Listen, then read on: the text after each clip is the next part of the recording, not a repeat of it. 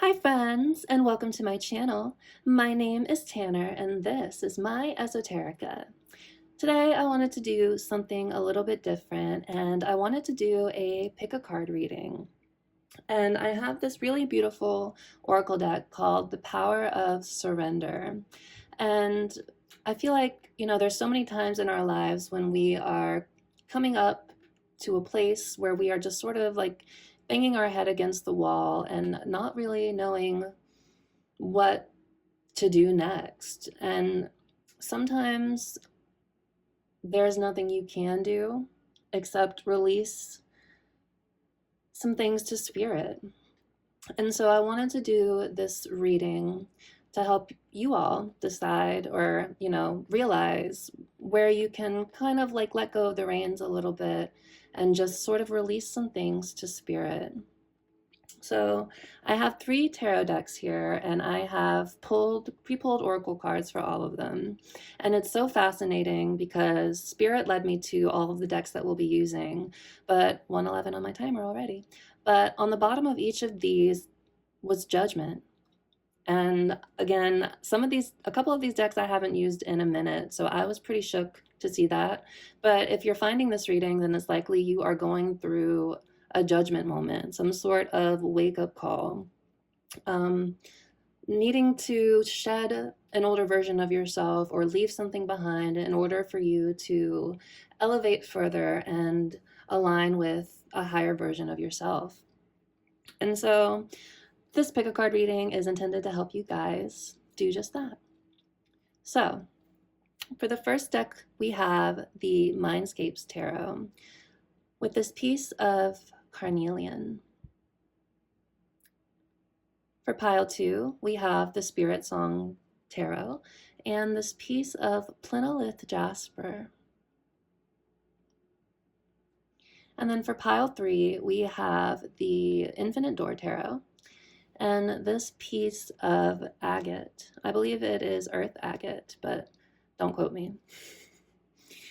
But yeah, so take some time, friends. Take as long as you need. See which pile calls to you the most. For me, when I'm watching pick a card readings, I just sort of like take a second and focus my attention on each one of them. And if the reading is meant for me, then one of these or one of them, if I'm watching a different one, it's like my attention, not intention, but hey, I said it for a reason. My attention, I let it linger on each one for a little bit, and then inevitably, again, if the reading is meant for you, one of them will just sort of like, it's like you will kind of zone in on it. Your intuition will just be like, lock in. So take a second, take as long as you need, pause the video if you gotta, and just see which deck calls to you the most. And then we will see you at your pile. Hello, Pile 1, and welcome to your reading. If you picked the Mindscapes Tarot in this piece of carnelian, this is going to be a timeless reading all about what you can surrender to right now. Now, like I said in the intro, I've gone ahead and pre-pulled some oracle cards as well as your surrender cards. We'll go through the surrender cards at the end once we kind of can establish what is going on for you guys right now. So I have these oracle cards here. And for you guys, my beautiful pile ones, the first card you got was iron. Now, I won't even hold you guys. I have not finished completely studying this deck yet. I love it. I love all of the Kim Krans decks. So I'm going to read from the guidebook here. So for iron, we have magnetism, reliability, and Mars. So iron is a reliable metal that can withstand great pressure. So you might be feeling under pressure right now, pile 1. Over the centuries, we have come to utilize this metal extensively, mixing it with carbon to create the steel bridges, highways, and infrastructures that span across the globe. In alchemy, iron is associated with the planet Mars. and shares its qualities of being strong, assertive, and potentially warlike. When the Iron card appears, there's a call to rely only on the reliable. What truly supports you? What have you already built? Iron dwells at the center of Earth, so when all else feels lost, go inward. There's a deep magnet there that pulls you towards what is steady and true. For the moment, put your weapons and words down and let yourself be held by the structure that is already in place. So, you guys could be dealing with somebody or something who has kind of proven time and time again how unreliable they are. 222 on my timer as I'm saying that. And with this card, Spirit is calling for you to only look at the things and the people and, the situations, the habits that have always proven that they're already there for you. And if somebody is coming into your life and into your energy and being inconsistent and being hot and cold, not being reliable, then this is your call to wake yourself up to that pattern and really look at, like, really look at how you maybe have been playing a part in this. If you have maybe been going through cycles with a particular person, or just situations in your life, then there's likely a lesson in it that hasn't been learned yet. And the reason that it keeps coming back up into your energy is so you can finally learn the lesson here. On the bottom of this deck for you guys, we have Luna, which is the moon. High Priestess energy with the number 2. So I feel like, this collective is some very intuitive people. You could resonate with being a divine feminine, though you don't necessarily have to be. But clarifying this, we have this. So I want to read that from this as well. The moon. Mystery, receptivity, and intuition. So the moon represents the mother of all mysteries. Once a month, it slips into the full spotlight and then quietly disappears, only to initiate the cycle again. What was I saying about cycles? That, hot and cold, in and out. Spirit is really trying to draw your attention to the cycles that keep playing out in your life. And yeah, they want you to pay attention. Spirit wants you to pay attention to this. Gifting us with the message of impermanence, the moon reminds us we are in constant transition, a continual process of letting go. It is the yin principle, one of listening rather than speaking. This card may indicate a time of rest and restoration is in order, or that a new depth of spiritual practice calls. Dreams and memories may be especially vivid. The gates to the liminal realm have opened. The alchemist's task is to be receptive to its message. Be patient, though, as the moon speaks in the language of symbols, and deciphering its messages takes time and receptivity. Magic is afoot. Sink into it, sweet child. So the universe could be sending you lots of signs and synchronicities, again, trying to get your attention about this situation. Underneath the moon, we had Ouroboros, which is the great serpent. So the tail eater, the guardian, the quantum realm. The Ouroboros is the all-encompassing glyph of the alchemical process. So definitely going through like an awakening of sorts. Again, remember what I said at the beginning. All the decks that I chose had judgment on the bottom of them. So whatever is going on for you right now, pile 1, this is your wake-up call. The hungry snake bends itself around you in a gesture of protection and guardianship, giving you the space and safety to participate in the work. Anything and everything can be offered into its mouth for transformation. Good, bad, blasphemous, or precious, the materials of our life transmutate into gems along the great serpent spine. So like chakra alignment. So I feel like, there is this sense of coming into alignment for you guys, but something keeps holding you back from fully reaching your full potential. And I feel like it is whatever this cycle is. And I have a feeling it's love related, based on the other oracle cards that we have for this reading. But we'll get to those in a minute.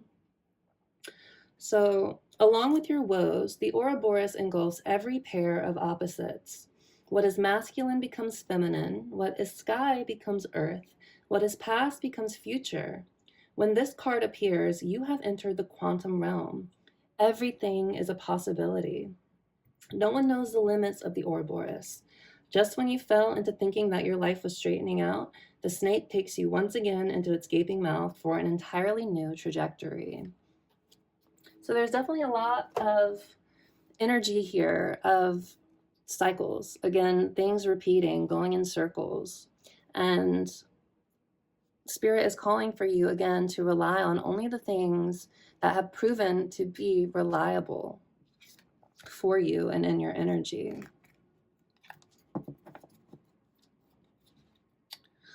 The second oracle card we have is from this, where's the box?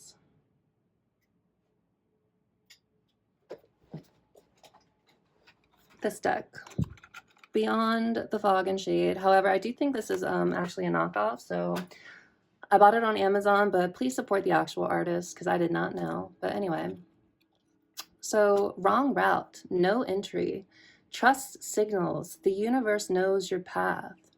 So again, it feels like, you've been trying to keep, like, again, banging your head against the wall, trying to make something work that just can't work in its current state. And again, I feel like you've tried everything that you could try to make this work, but you need to surrender to something, which we will get to at the end.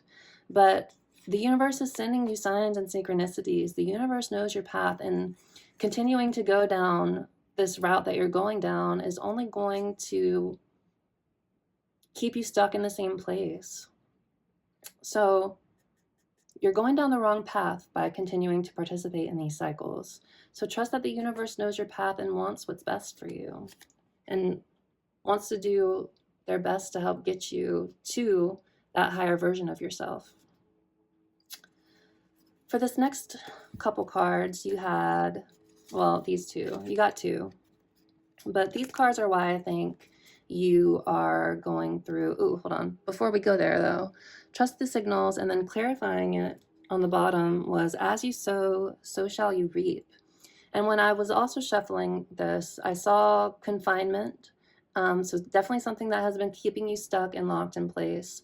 And then I saw justice. So I think things are starting or going to balance out for you as soon as you are able to set yourself free from whatever this situation is. Wait, gaze, judge, reflect, then act boldly. It's like I get the sense of like timing here, like divine timing almost. Like everything will be revealed, everything will be seen in divine timing is what I'm getting. And then underneath we have the Tempest, which is the energy of the Tower. But I'm looking at this butterfly, and it's like fighting your way through the storm, like spreading your wings and like going against the grain almost, or like what your established patterns maybe already are. I feel like whatever the situation it is, it has caused a big transformation for you, but it hasn't been without its challenges and difficulties. But as you sow, so shall you reap. And grapes in the tarot represent something that's really hard won. Thing like I'm thinking of all the Pentacles cards where these grapes appear. And it's like getting yourself to a point where you can finally enjoy the fruits of all your labors. Like I'm seeing the Seven of Pentacles with this energy. So I feel like, again, you've invested a lot of your time and energy into this situation that we're reading about today. But you haven't been able to reap the rewards of all your time and effort that you've spent investing into it. If anything, you know, you've been waiting for things to finally like get to that point where you can like enjoy the fruit of whatever you've been working towards or whatever you've been hoping to get from staying stuck in this cycle. But, you know, again, like this storm was meant to trigger your transformation. Okay. Now we'll move to the next oracle cards. So you got 2 for this next one.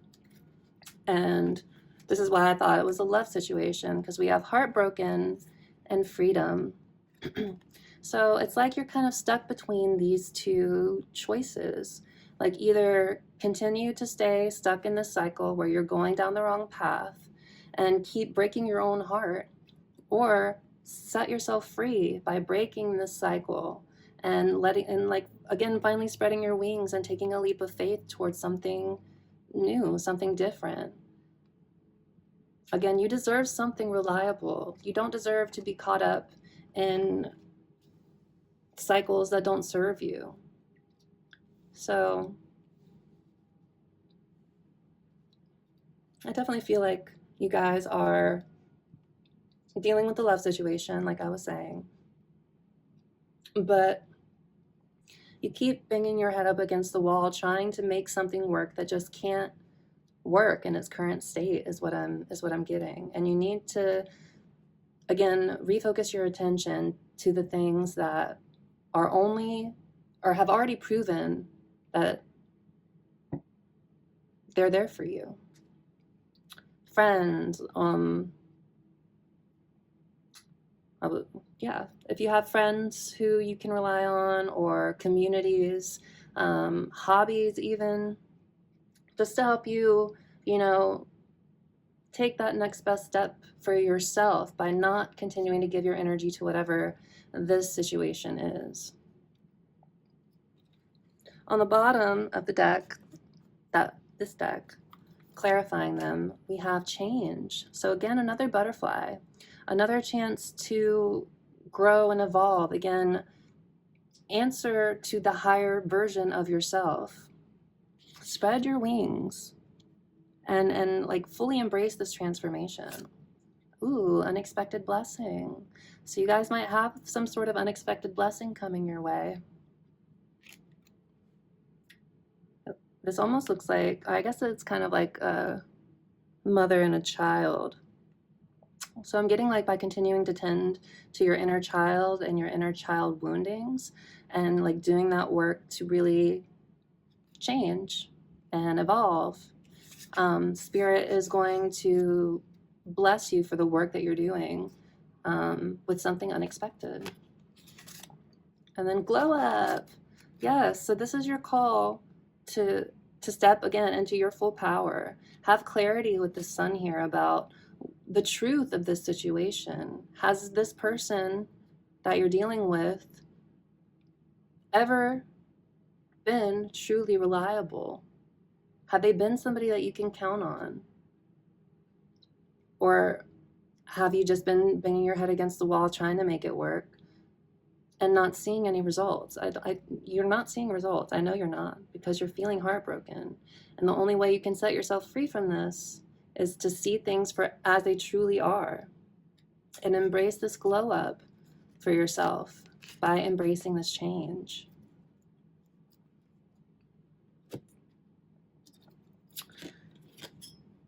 The next card we have here for you guys is decision making. So you are making important decisions in your career, and these choices will lead to long-term success. Your decisiveness is your strength. Now, you guys could definitely be working on a project for yourself, a creative endeavor, a business, and you're trying to figure out the next best choice to make. But I think this decision making is more about whether you are deciding to stay in this cycle that you've gotten yourself caught up in by ignoring the universe and the signs the universe has been trying to give you, or choose to break it and step into that glow up energy by, again, tending to your inner child woundings. But you have a choice to make here, and I feel like it's either stay where you are or figure out, or make the choice, I should say, to where you can set yourself free. So you have a choice to make, my friends. You guys are the first pile, so I got to figure out the best way to lay these cards out for everybody. And then your last two cards from this Folia deck, if you guys are interested. We have Warrior Spirit, stand your ground. And this is very Mars energy to me, and we have this Mars energy here too. So I feel like Spirit is really calling for you to stand firm in your boundaries, because I feel like you know what you truly deserve, but for some reason you are deciding to settle for less. And it could be just because you have a strong emotional attachment to this person and you don't want to let them go. Trust me, I totally get what that is like. But Spirit is calling for you to stand in your power, stand in your ground, stand in your ground, stand your ground, and not be taken for a fool anymore. And then this last card here, we have Loyal Friend, a wise, supportive person. So it feels like, you know, whether you feel this way or not, you have somebody in your corner who you can rely on, somebody who is your iron. And it doesn't have to, it could be like a family member. I don't think it's a love person. But I think whoever this person is truly a gift for you from the universe. And again, more energy of like an unexpected blessing with what we saw on this deck. And then underneath this, we have alignment. You can do hard things. So even if it feels like it's impossible for you to really let this person go, the universe is trying to remind you that if it's not serving you, if it's not something that is reliable, you do have the strength to cut it. You can do hard things. And enjoy the little things. So I think if you're going through a period of trying to, like, you just feel like you can't, or you're banging your head up against the wall, you're feeling heartbroken, Spirit is trying to encourage you, if you're going through like a sort of like power moment with that Tempest energy we saw, to try to find joy in the little things and not get so swept up in, like, I'm seeing the Four of Cups with this, not to focus so much on the things that aren't working out for you, because the universe is trying to offer you something new. It's trying to give you that new cup, a new beginning. But the more you focus on what's not working and lamenting over that and keeping your vibration low over that, you're keeping yourself stuck in place. I'm feeling called to read from the book for these two as well. So Warrior Spirit is number 20. So stand your ground, defend your stand, firm stance, respectful disagreement, conflict resolution, clear communication. So it's time to tap into your warrior spirit and take a firm stance on a matter. Be prepared to defend your position and assert your vision confidently. However, be cautious not to fall into the trap of blaming someone else or playing the victim. Everyone has a part to play in these dynamics, right? And it's easy to try to blame the other person and be like, well, it's all their fault. And if they would just do this or do that, then everything would be perfect. But they're not. And they keep showing you that they're not. And so Spirit is calling for you to stop playing the victim for yourself. You have the power to free yourself from this cycle. but you have to stand your ground. Embrace your Mars energy, because again, we have two of these very Mars-ish oracle cards here. And free yourself. Stop trying to go the wrong way. The universe is telling you again and again and again that this path is not the right one for you. And you need to make that choice. We didn't talk about what's on the bottom of this deck, but we had risk management. So you demonstrate wise risk management, balancing opportunities and challenges. Strategic decisions are propelling you towards success. So again, needing to make a choice. That's come up twice with this. And then underneath this, we have emotional healing. So you are healing from past emotional wounds, rediscovering your capacity for love and self-compassion. What's underneath that? Creativity. Ooh, creative blockages are holding you back, and you may struggle to find inspiration or motivation in your work. I think, Spirit is just calling for you guys to heal before you try to really step into trying to create something for yourself, because you're blocked right now. I think you need to focus more on your healing, which means needing to cut the things that don't serve you anymore. As hard as it is, and I know how hard it is, trust me.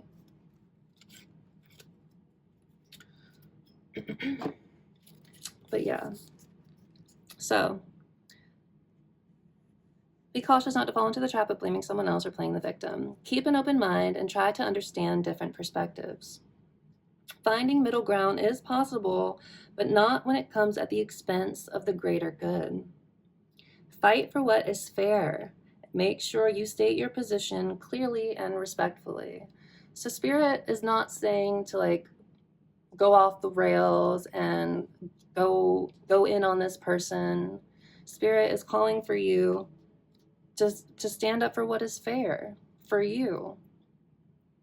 And if this person is keeping you stuck in cycles, then you need to stand your ground and not allow them back into your energy, unless and until they really do the work to heal. What's this loyal friend card? So, intellect, cunning nature, loyalty, detaching from emotions, a helpful friend, and an unbiased opinion. So maybe Spirit is saying to rely on a friend who has already been dependable for you to help you get through this tough time. So this card represents a person who is intelligent and loyal, has a warm nature, and is always ready to help you through life's challenges. Although they may not be the most social individuals, you can always count on them when things get tough. Their intellectual and inquisitive nature may make them seem aloof or detached at times. They are amazing when it comes to giving unbiased advice and a well-structured plan. So if you have some sort of love situation, again, that has kept you stuck in repeated cycles, hot and cold, Knight of Wands energy, maybe Spirit is calling for you to get the support of a loyal friend to help you see things more clearly or to help hold you accountable. But you do have people in your corner. You do have people that you can depend on. I just don't think it's this person that you keep trying to make things work with, but it's just not, it's just leaving you here. And we want you free, babes.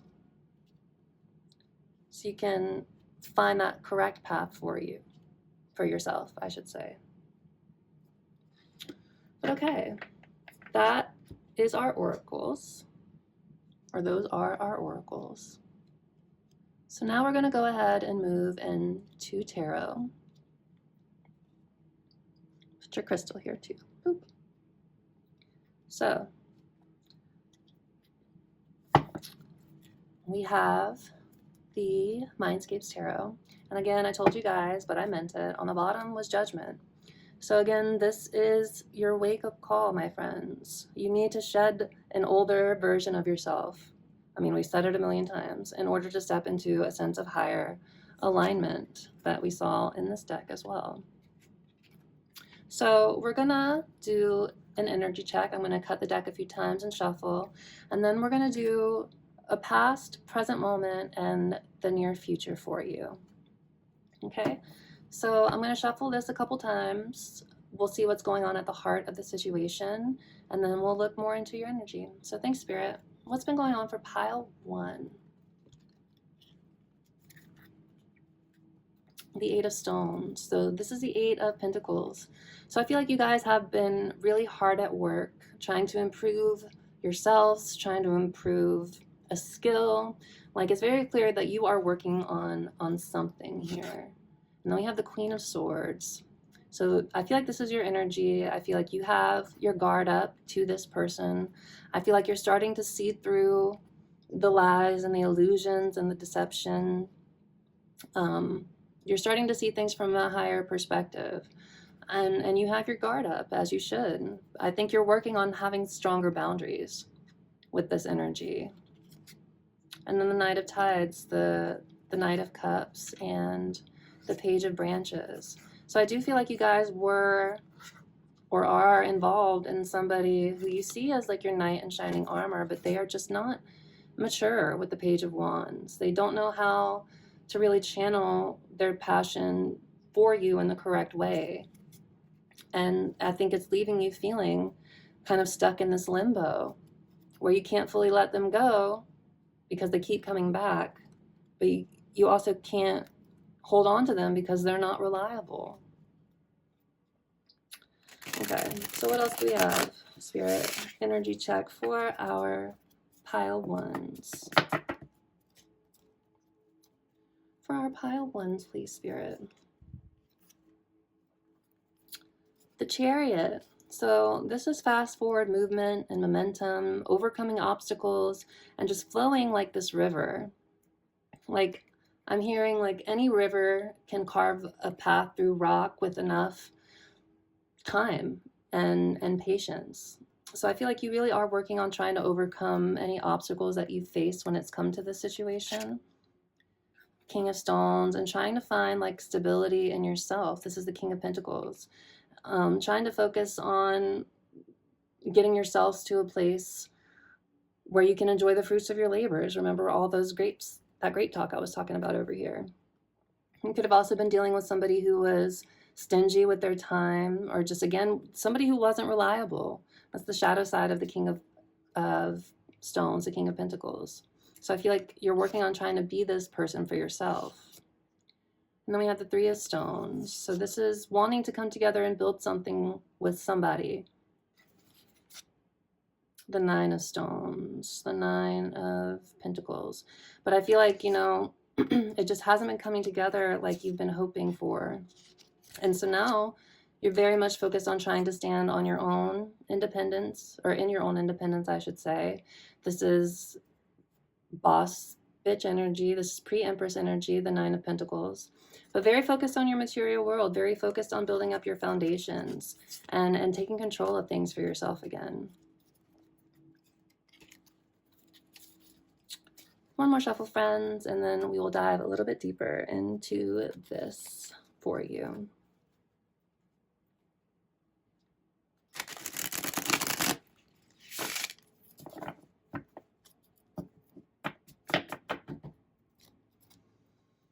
One more cut, please, Spirit. What else has been going on for our pile 1s? The Fool. So I feel like you are ready to have a sort of new chapter, a new beginning, ready to sort of take everything you've learned with you so far and just kind of start over again, have a fresh start. The Hermit. And I feel like this has come after a period of reflection. I'm hearing an airplane, so ascension. But I feel like you've been kind of keeping to yourself a lot lately, like pulling your energy back and just really taking the time to reflect on maybe where you have been coming up short in this situation for yourself. Again, not for this person, but how, again, you're keeping yourself stuck in cycles by making the same decisions that you've been making. But I feel like the person that you're connected to just hasn't been able to show you that they're at that place yet. And maybe they'll never get there. I don't know. I truly don't. But I don't want you to spend all of your precious time and energy giving to cycles that just repeat and not allowing yourself that opportunity, not seeing, going back to that Four of Cups energy I was seeing, not allowing yourself to be open to new opportunities because you're so focused on how this isn't working out. But we have the Seven of Stones, the Seven of Pentacles, which again, this energy, it's like you spent so much of your time and energy investing into the situation, and you just have not been able to see any sort of results. You have not been able to enjoy any of the fruit of any of the work that you put in. But that's changing. The wheel is turning in your favor. And when I see this spider web, I think of the spider in the Animal Spirit Oracle by Kim Krans. And this is all about working on your life's purpose, your dharma. The spider builds this web because she just feels compelled to. And she knows that by focusing on building it, she's going to not only be able to support herself, but to support the people around her and in her life. Again, that very King of Pentacles energy. Tens are also the ends of cycles. So I feel like, again, you are having this sort of realization, this sort of wake-up call. And maybe it is spurring you towards your life's purpose. So again, you could be working on stuff and trying to get more aligned on your soul path. But I feel like because of all of this, it's distracting you from 3322 and blocking you because your energy is being siphoned in a way by this person because they refuse to take accountability and do the work to be that reliable person that you do deserve. So now you're stuck between these two choices. Again, decision making, either staying where you're comfortable or taking that step into the unknown. And the message with the Two of Wands, the Two of Branches, is that the more you're able to step out of your comfort zone, the more the world is going to open up for you. I'm seeing the moon here again. So again, you could be very intuitive, very connected to the unknown and all of that jazz. But yeah, I feel like you do want this new beginning. You do want a new chapter, but it's going to involve leaving something behind, leaving an older version of yourself behind. And that's not always easy to do, but so rewarding when you're able to make that choice and elevate in your own energy. And by elevating in your own energy, Spirit can start offering you things, again, unexpected blessings, because now you've kind of gotten rid of that drain on you that was keeping you stuck in lower vibrations, right?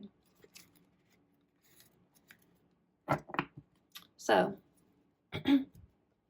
that's what we have with the tarot so far. So let's get some cards for what's been going on for you in the recent past when it comes to this situation. For our pile ones, please, Spirit, what has been going on in the recent past that has sort of led them to this place they're at? Okay. What's been going on in the recent past, please, Spirit, for our pile ones? For our pile ones, please, Spirit, what has been going on in the recent past that has led them to this point?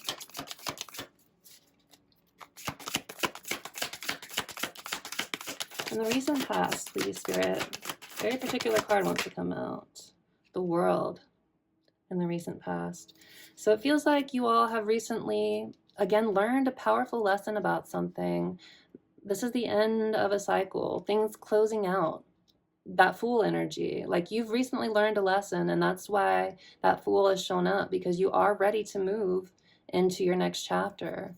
So I feel like you guys have recently closed out a chapter here, and I think you're learning, or you're coming to more realizations about how this person just truly wasn't dependable and reliable, and you were keeping yourself stuck in this place and hurting your own feelings because you kept trying to go down this wrong path that spirit was trying to be like, hey, hey, this isn't working. Hey, this isn't working. Hey, you deserve more than this.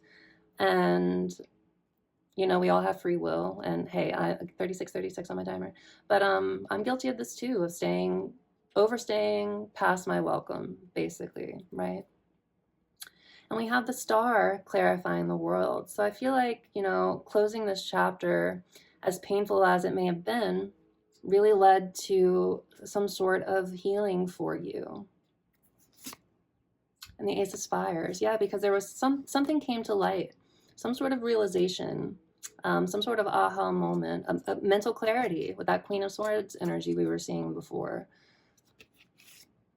And the Eight of Branches, Eight of Wands. So yeah, I feel like in the recent past, like you are very much focused on trying to move forward with a quickness, because you've had some sort of realization about maybe the cycles that kept repeating too with the world. And now you're focused very much on your own healing. So what else has been going on in the recent past for you? What else has been going on in the recent past, please, Spirit, for our pile ones? What else has been going on in the recent past? Two of Spires. I feel like you made a tough choice in the recent past. Like two paths diverged in a wood, and I took the one less traveled, is what I heard. But I feel like in the recent past, you were really stuck between needing to trust your head and your heart here. But I feel like you were kind of frozen in a decision. You were kind of stuck in your head, not knowing really the best choice to make. And you could have been trying to avoid making this decision even. And there's just so much energy of intuition in this pile, because so much moon and lunar energy. Remember, we saw the moon on the bottom of this deck. So I feel like you guys made the really tough choice to try to end a cycle with this person recently. Anything else that's going on in the recent past? One more for the recent past. Woo. Yeah, the Six of Tides, the Six of Cups. I almost said the Six of Swords. But the Six of Cups crossing. For me, as a reader, crossing cards are energy that you were consciously focusing on, or you are consciously focusing on. So I feel like you definitely had good times with this person. I feel like, you know, the feelings were real, is what I'm getting here. But I feel like this situation also really triggered your childhood woundings with the Six of Cups here. And I feel like that's really what you've been focusing on healing. Like you've come to this awareness. Again, you've made the tough choice. I think you are, you know, learning to be reliable for yourself and being able to depend on yourself. And I feel like you're starting to teach your inner child that they can depend on the adult version of you too. But it's going to involve continuing to stand your ground, and not settling for less than you deserve. So even if you had good times with this person, feelings by themselves are not enough for a successful connection. It takes two people consciously choosing to show up and be there even when it's hard. So I feel like this is hard for you to do. It's hard for you to let this go. And you might be heartbroken that you have to do this, that you have to make this choice. But I think you are, again, realizing that this situation is just not healthy for you. And you need to set yourself free and make that tough choice. So I'm going to put this back up just for the sake of space. But okay, Spirit, what is going on in the present moment for our pile ones? In the present moment, please, Spirit, for pile one. What's going on in the present moment? The Emperor. So I feel like you're very much focused on taking control back for yourself, standing in your own divine masculine energy, again, focusing on your own foundations here. You may have put up boundaries with this person or tried to. But I feel like you might have even seen this person as like your divine masculine if you resonate with being like a twin flame. But I feel like right now in the present moment, you are learning to stand your ground.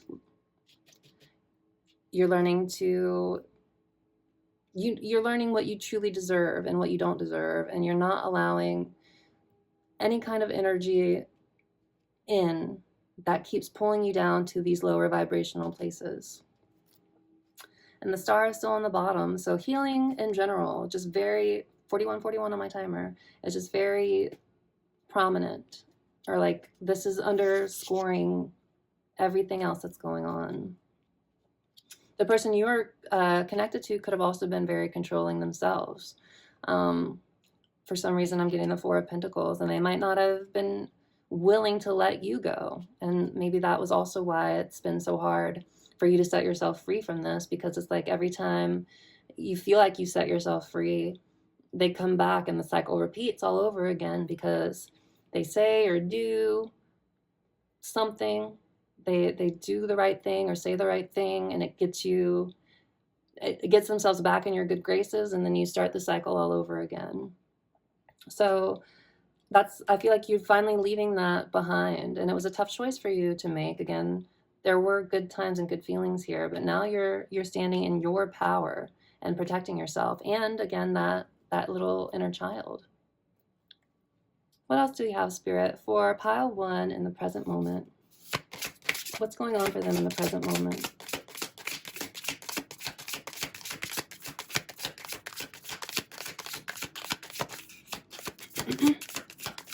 In the present moment, Spirit, what is going on? Woo! The 5 of Swords, the 5 of Spires. So this is all about mental conflict. It's all about ego compared to this, or with this person, like this masculine that you're connected to. And it doesn't have to be like a masculine body, because we all have divine feminine, divine masculine energy within us. But the person you are very likely a divine feminine, because of all the intuitive stuff we've been seeing so far. But I feel like there was conflict with this Emperor person, this person you saw as your masculine, your match. I feel like this person was really stuck in their ego, or is still. And I think there is still some conflict here, some self-sabotage with the five of Swords here. And it could be that either you sabotaging yourself when it comes to finally setting yourself free and again standing your ground, or it could be that this person that you're connected to was so caught up in their own ego and needing to win at this situation that, you know, they weren't or aren't willing to let you go because of their own ego.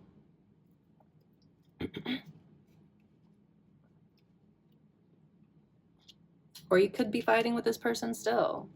There still could be conflict between you guys.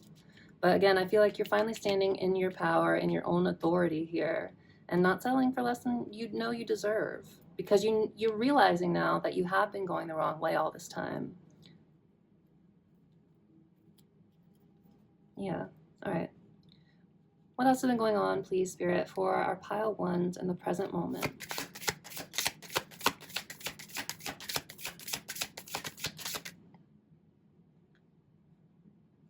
Oh, it didn't want to come out. Anything else, please, in the present moment for our pile 1s? In the present moment for our pile 1s. Ooh. Death. Now, death is not scary. It is the end of a cycle. It's the end of one way of doing things. And look, Judgment is on the bottom again. So it's like you're going through an ego death right now. You're clearing out all the things right now that don't serve you, like being stuck in conflict with this person. It's like you're finally ready to really release it and let it go. So you're able to step into that highest, most aligned version of yourself and not sabotage yourself by being stuck again in the situation that isn't serving you. And then, yeah, again, this is your wake-up call right now. This is your chance to shed the older versions of yourself so you can leave room and make room for things to grow and blossom for yourself. But it's not easy. Death and judgment together, this is never easy to go through and deal with. but it is, again, for your highest good. And so you can really look at the childhood woundings that have kept you stuck in these cycles. Because once you're truly free from it, you're allowing, again, the universe to be able to bring you something that is better for you. Okay. So what's happening in the near future for you, pile one? What's going on in the near future, please, Spirit, for our pile ones? The Devil. Oh, goodness. So I feel like in the near future, this person is still like trying to stay in your energy. This is somebody who is toxic. This is somebody who is not good for you. It's habits that aren't good for you. People. Could still be a toxic attraction you guys have with each other as well. But again, this is still part of your wake-up call. It's like a test. Like, are you truly done with this? Are you really ready to let it go? Or are you still going to not stand your ground and kind of get caught up in this cycle again? What else do we have, please, Spirit, for pile one in the near future? What is coming next for them? Please, Spirit, for our beautiful pile one. What is coming next in the near future?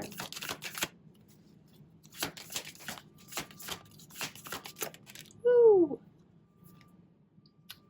The Nine of Cups, and it is in reverse. So the Nine of Cups is all about wish fulfillment. It is, you know, finally getting yourself to a point where you are truly fulfilled emotionally and where you can like proudly display. I'm thinking of the OG artwork, like all of the trophies that have been hard won for yourself. But in the reverse, this is like not feeling fulfilled. So if you're still involved with this person and they come back and they give you another chance, I think they're going to show you, oh, sorry, friend. I think they're going to show you just how much they still haven't changed and you're going to see how much this just isn't what you want because you deserve better. The Star. So still, you might still have some healing to do in the near future, and healing is not linear. So you might make a little bit of progress and then hit a wall and backtrack a few steps, and then, you know, take a few more steps, take one back. You know, it's not, healing is not linear. And especially if you're caught up in a cycle that has kept you stuck maybe for a while with a person that you did have feelings for, it's not easy to learn to stand your ground, especially if you do resonate with being a divine feminine, because so much of us, or so many of us, in our wounded state are people pleasers and overgivers and willing to sacrifice ourselves to make other people happy. But that's not going to serve you. I mean, it doesn't serve you, especially if you're doing it for people who don't deserve your kindness. But I think in the near future, if you're still having trouble with this person right now in the present moment, I think in the near future, it's just going to become even more clear to you how toxic this connection is and how much it is not your wish fulfillment. And I think it's all going to have to do with all of the healing that you've been doing for yourself. What else is coming in the near future, please, Spirit, for pile one? The near future for pile one.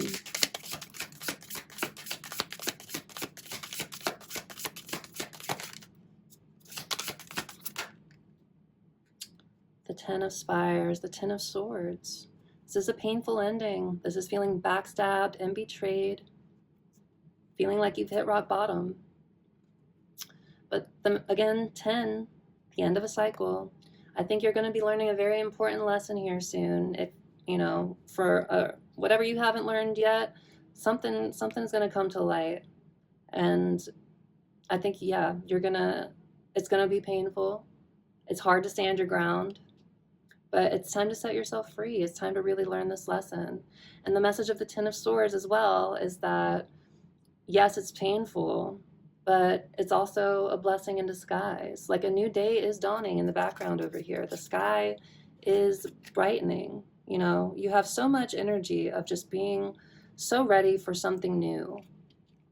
And I think something is going to come to light for you guys again, and you're going to be feeling backstabbed and betrayed by this person. Maybe you gave them one more chance to see if they could really change. But I think in the near future, you're going to learn just how unevolved and immature and still controlling and still stuck in their ego this person is. And I think you're going to finally get to a point where you want to take those swords out and not let yourself be stuck in situations that don't fulfill you emotionally.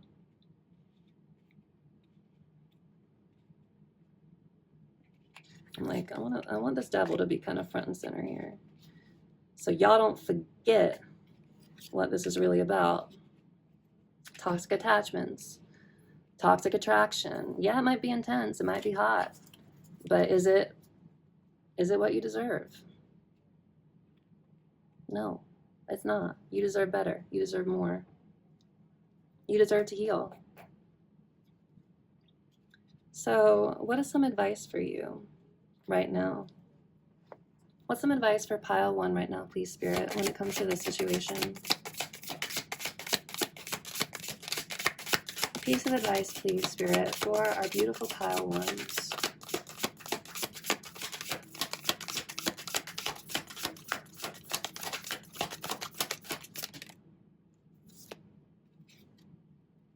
The Nine of Branches, the Nine of Wands. Don't give up. Persevere. I know you're feeling wounded and beaten and bruised and like you can't go on anymore, but you are almost to the end of this. You're almost to the end. And I know you're probably like just kind of like looking over your shoulder right now, waiting for this stuff to hit you. But make sure you're learning from this and just don't give up. Again, Spirit has a blessing for you on the way. As soon as you're ready to kind of end this cycle and pull those swords out from your back and leave this toxic person behind, and they're going to show you their true colors here in the near future. But don't give up on yourself. Stand your ground. Rely on some loyal friends that you have to help get you through if you need. But you are only keeping yourself stuck in heartbreak by continuing to participate in the cycle. And you have to make the tough choice because you know you're going the wrong way. The universe has been telling you over and over again. And it's time to set yourself free. So don't give up, even if it's hard. Because good things are at the other side of this, my beautiful pile 1s. So don't give up. And keep focusing on your own stability, and don't hold on to the things that 54 on my timer. Don't hold on to the things that aren't serving you. It's okay to release your grip. It's okay to release it. It's okay to let it go. Because the second you do, and again, focus on that inner child work and like truly, truly heal and stand your ground, the universe is going to have some sort of opportunity for you. Look! The Ten of Cups, the Ten of Tides. Yes, just what I was saying. As soon as you're willing to really let this go because of how toxic and how much it doesn't serve you, you're going to find a person or, a career or whatever. You're going to find the thing that is meant for you. The Ten of Cups is the happily ever after card. So don't hold on to any ideas of like fantasies with this person who again has shown you time and time again how unreliable they are. It's time to let it go so you can call in what is truly meant for you. Okay? So, woo, tower moment. So, it's time to let that tower fall is what I'm hearing. But I'm not going to let y'all fall. Goodness, good enough. Okay. So now what I was trying to do is end off this reading with what you can surrender to. But before that, I just want to say, if you guys are here and resonating with this reading, thank you so much for sticking around, and I hope it was helpful for you. Please consider liking and commenting and subscribing and all of that stuff. I know it's annoying, but I'm really trying to grow my community here, and if you resonated with this reading, then it's very likely that you are in my collective. So collective. So yeah, I mean, if you feel called, I'm not going big, y'all, but yeah. Without further ado, let us look at what you can surrender to now that we have discussed all of this stuff. What can you surrender to? Surrender your attachment to results.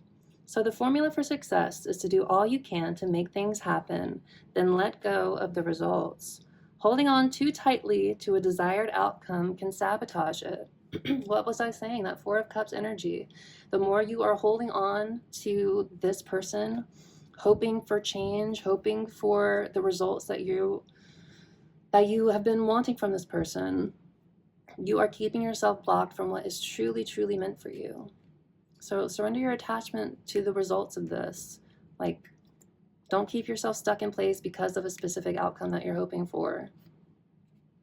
Because I think you're going to see sooner rather than later how much this just isn't aligned with you. The next thing you can surrender to is surrender defensiveness. So defensiveness is a sign of weakness. To communicate in a more empowered way, stay centered and hear someone out, then offer a clear, non-defensive response. The next card is surrender worry. Make a commitment not to lead an anxiety-driven life. When worries arise, breathe them out of your body. Focus on the power of your heart and have faith that Spirit is guiding you always. And then the last one is we have surrender frustration. So frustration doesn't open any doors. Banging your head against the wall, going the wrong way, it's not serving you. So frustration doesn't open any doors. The key to resolving a dilemma or dissolving a block is to take a breath, center yourself, and regroup so you may approach the situation more calmly. And then I wanted to look at a couple of the cards on the bottom of this deck here from when I shuffled for you guys. So where is it? Here we go. We have surrender your fear of intimacy. So you are ready to let love in. Real love, not fake love, real love. Compassionately identify and begin to release any patterns that stop you from opening your heart. So you could even be sabotaging yourself, again, by holding on to this situation.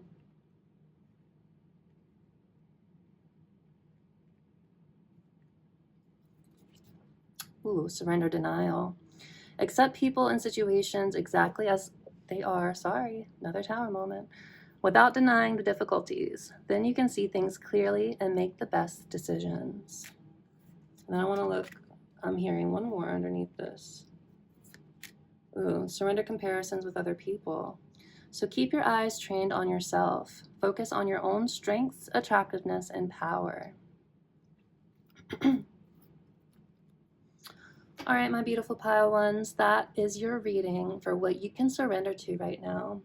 I hope it was helpful. I'm sending you guys lots of love and light, and we will see you in the next one, okay? All right, take care. Bye. Hello, Pile 2, and welcome to your reading.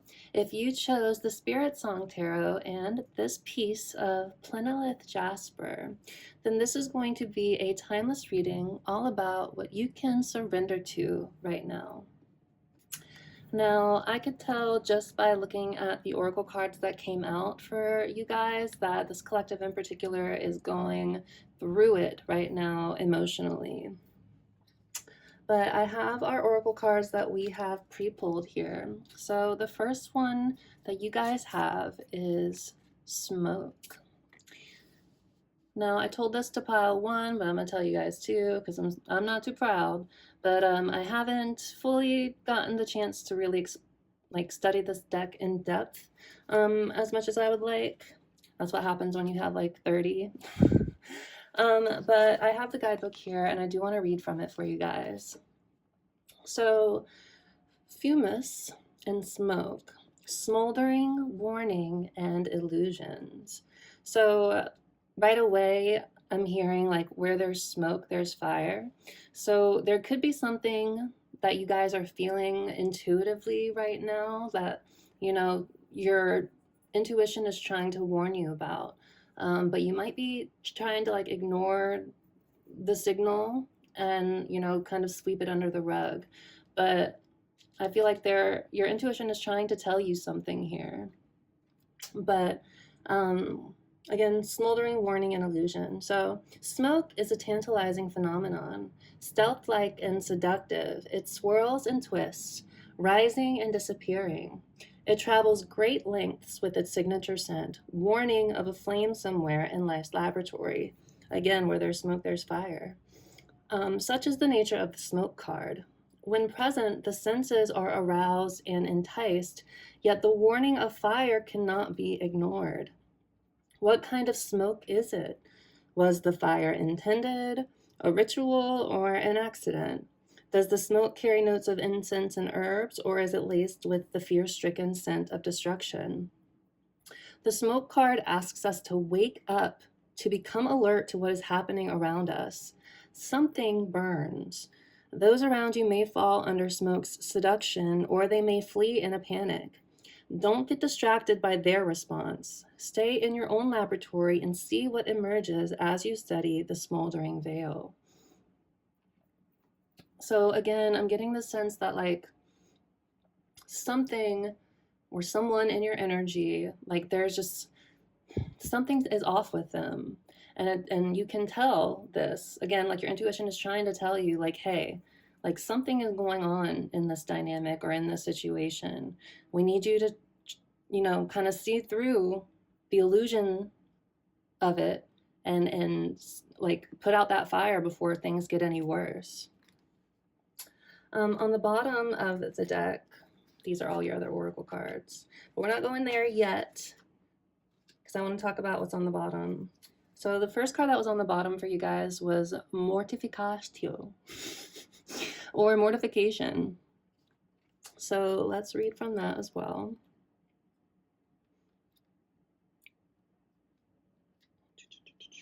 Almost there.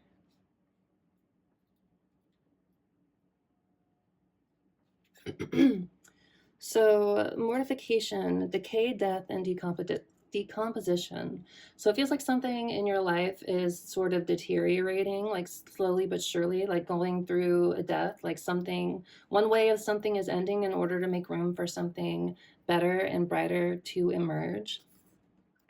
But mortificatio is the great alchemical operation of darkness. What was once composed now decomposes. So it seems like something in regards to this situation is sort of falling apart. What was once presentable is now despicable. So this stage cannot be avoided. So I feel like this collective in particular is kind of going through a dark night of the soul a little bit, like an ego death. And this is something that can't be avoided. Like, it's like I'm getting the tower. Like something has to fall away here. Something that is unstable. Something that, maybe you've been kind of ignoring the warning signs for quite some time. But now Spirit is telling you that it is time to either you guys can climb down to the safety of the ground from the tower yourselves, or Spirit is getting ready to kind of throw you out of it. And again, it is for your greater good, so you can, do the work to heal yourself and not be caught up in illusions that drain your energy, or caught up with people who drain your energy. But again, this is something that can't be avoided. The underworld has taken us into the dark interior of its belly, and here we reside until spring. Through the natural process of decay, we descend into depths we didn't know existed. The alchemist soon finds mortificatio is a stage of regeneration and sacred power, where the soil is fertile and rich. I'm seeing the star after the tower. Like once things fall away, it gives you the chance to actually take all that energy that you were investing into this situation and invest it into your own healing and rejuvenation. The alchemist soon, okay. Offering nourishment for tomorrow. The stage cannot be rushed. The darkness must have its time to do its work. So again, this dark night of the soul that you guys are going through is definitely needed right now in order for, again, you know, that judgment energy I talked about in the intro is on the bottom of all three of these tarot decks. So this is your wake-up call. This is your chance to shed an older version of yourself, go through this ego death so you can step into, again, a more higher and aligned version of yourself. And it's not something that can be rushed. Like, you have to let nature take its course, is what I'm hearing. The darkness must have its time to do its work, to dismantle and to loosen, to free us from old scripts and stories. As we learn to surrender to this great operation, the earth churns and wisdom whispers in the dark. She envelops us with grace and the promise of what's to come. That star energy, you know, the healing and the rejuvenation that will take place after you're finally able to see, you know, the higher perspective of this, the truth of this situation, and not being caught up in the smoke and mirrors of it all. And then we had one more that I wanted to point out because I'll tell you why in a second. But the peacock's tail is the next thing that we have. And it is number 55.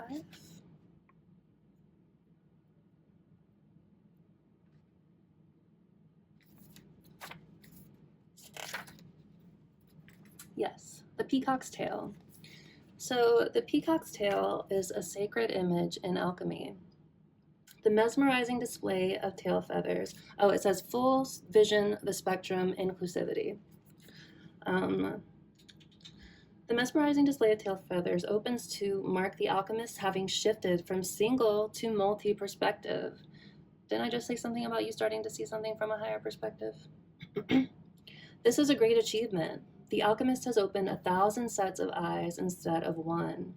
They've discarded the black and white thinking and allowed the full spectrum of colors, nuances, and solutions to come into the fold.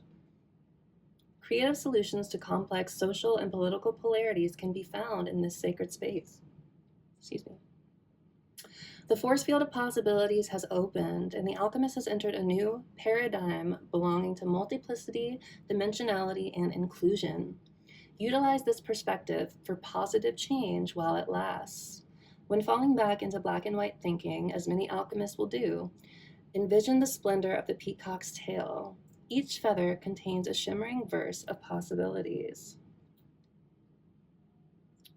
So there is this sense of kind of going from black and white to color. When I see this card, and what I was thinking of a second ago was the peacock card from Kim Kranz's Animal Spirit Oracle, which I have up here. But the peacock talks about advanced acceptance of self and others. And like the peacock is also able to digest any sort of experience and again, use it for their own growth. But the peacock, you know, doesn't hold any grudges. Like, they've been through it, and so they know that people can only meet you where they're at. And so, yes, the situation may be painful, and, you know, some crazy stuff might be going on in your energy, but it's all sort of like meant to help you, again, align with that highest version of yourself, but also to learn to accept, again, yourself and others for their strengths and their shortcomings, and realizing that, like, the only person you have the strength to really control is yourself.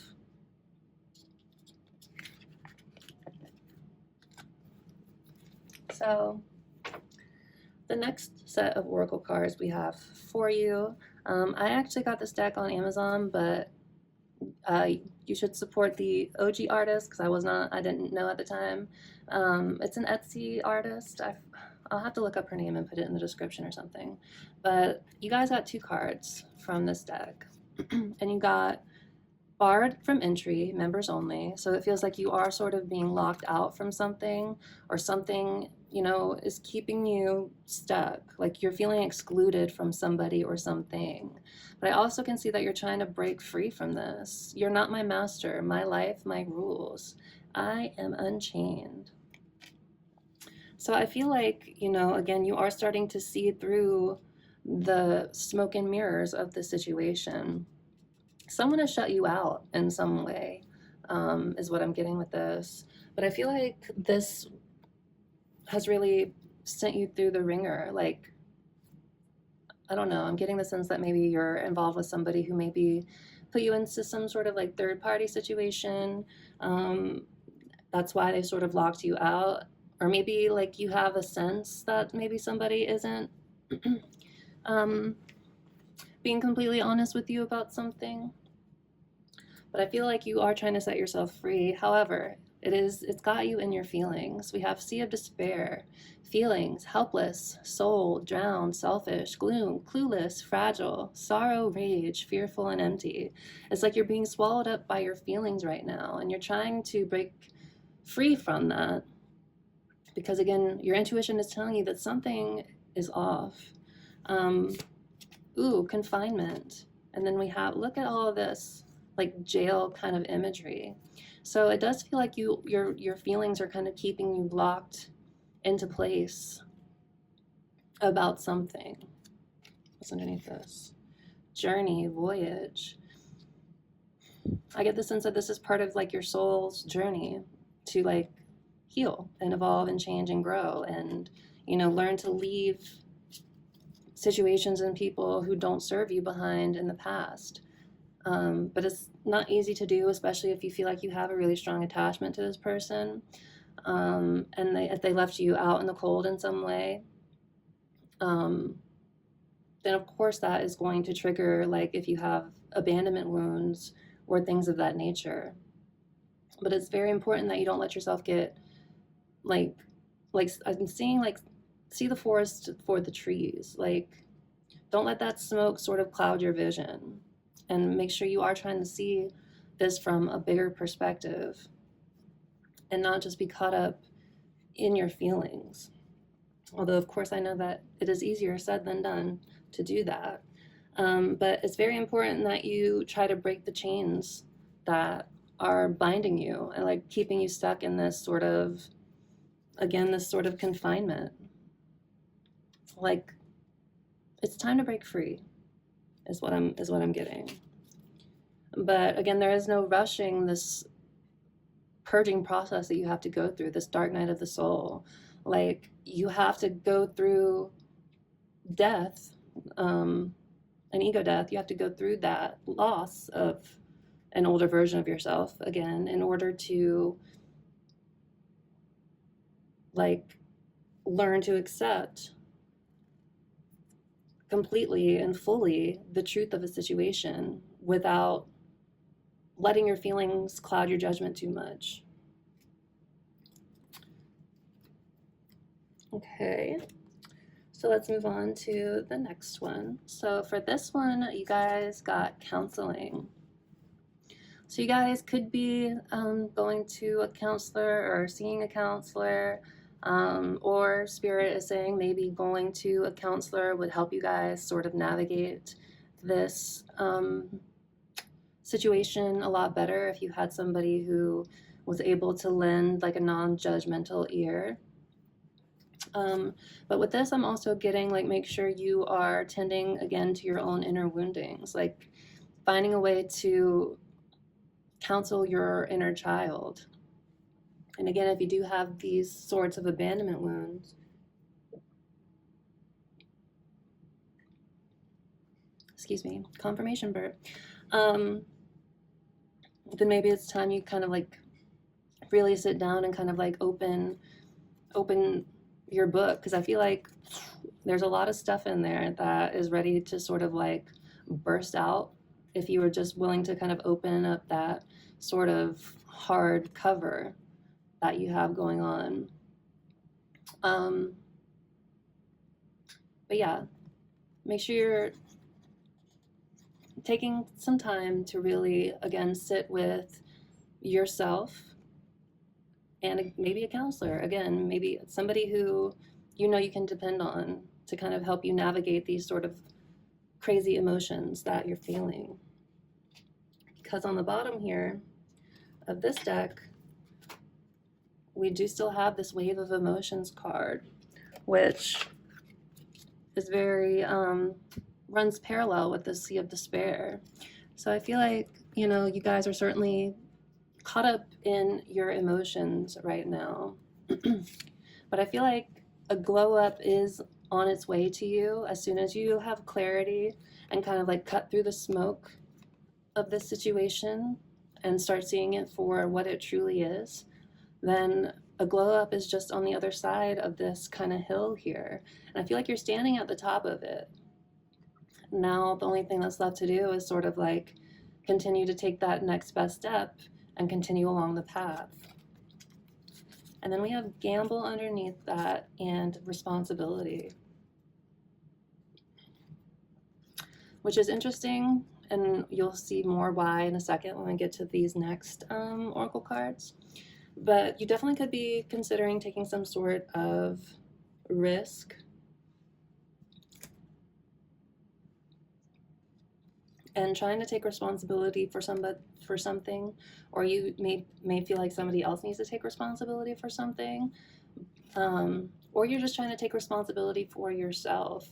Maybe you're realizing how much of a gamble it was for you to sort of invest your time and energy into this situation because your intuition was trying to warn you about something, and now you're trying to like be responsible for your own choices in a way.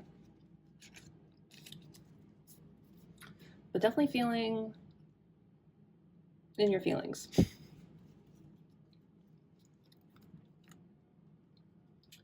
From this next oracle deck, we have conflict. So on here it says conflict is inevitable, but through honest communication, you can find a way to resolve issues and strengthen your relationships. And then I feel like this probably, since everyone here who's coming to this reading, according to the tarot decks, is kind of going through a judgment moment, like a wake-up call, I feel like these messages are more, like the blockage messages are more apt. So it says conflict is escalating and resolutions seem out of reach. Avoid emotional reactions and seek peaceful solutions. So it's very important that you, again, are not letting your emotions get the best of you when it comes to the situation.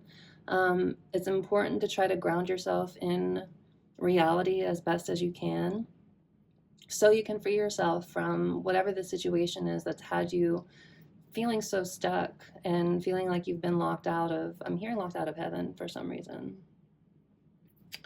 But clarifying these cards on the bottom, we had risk management, which was why I said these other cards were interesting, because we had gamble. We had gamble here. So risk management. The positive message here says you demonstrate wise risk management in your career. So you could be trying to build your career up in some way and taking calculated risks. Balancing opportunities and challenges. Strategic decisions are propelling you towards success. And then on the blockage message says you may be overly cautious, missing valuable opportunities, or you've underestimated risks causing setbacks. Carefully reassess the situation.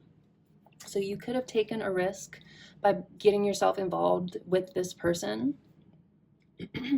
And now things are sort of like coming to light for you in a way where you're wondering if that was the wisest choice you could have made. Then we have responsibility again, which again was the same card that was on the bottom of this deck, responsibility. So the positive message of this says you are taking on the necessary responsibilities, so creating long-lasting trust and security. You provide reliable support for family, friendships, or work relationships. So I feel like you are definitely somebody that people can depend on, and that might be why it's hard for you to understand why you can't depend on others. If you're always there for other people when they need them, like who's there for you when you need them?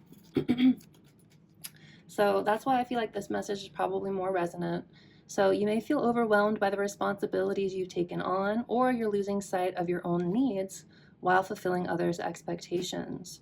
So it's like you could be losing sight of yourself a little bit with this smoke energy.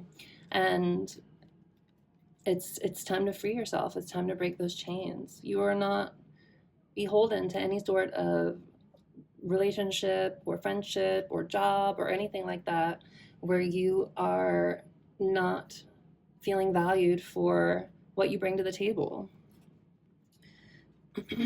But it does seem like you're kind of losing yourself to other people's, again, expectations of you, what other people want from you instead of what you want and need and deserve for yourself. And then we have loyalty here. So I feel like, again, you are a very loyal person. You are somebody that people can depend on. It's like loyalty is a cornerstone of your relationships. It's important for you to have people around you who you feel like you can confide in. So again, I feel like the blockage energy is more apt here. So it says doubts about loyalty are arising, leading to mistrust and uncertainty within the relationship. So that's why I'm wondering if this is sort of like a third party situation, especially because underneath that we had competition. So competition may be turning into rivalry or jealousy, creating pressure and unease in relationships. 2222 on my timer. And then underneath that we have your physical and emotional health are in good condition.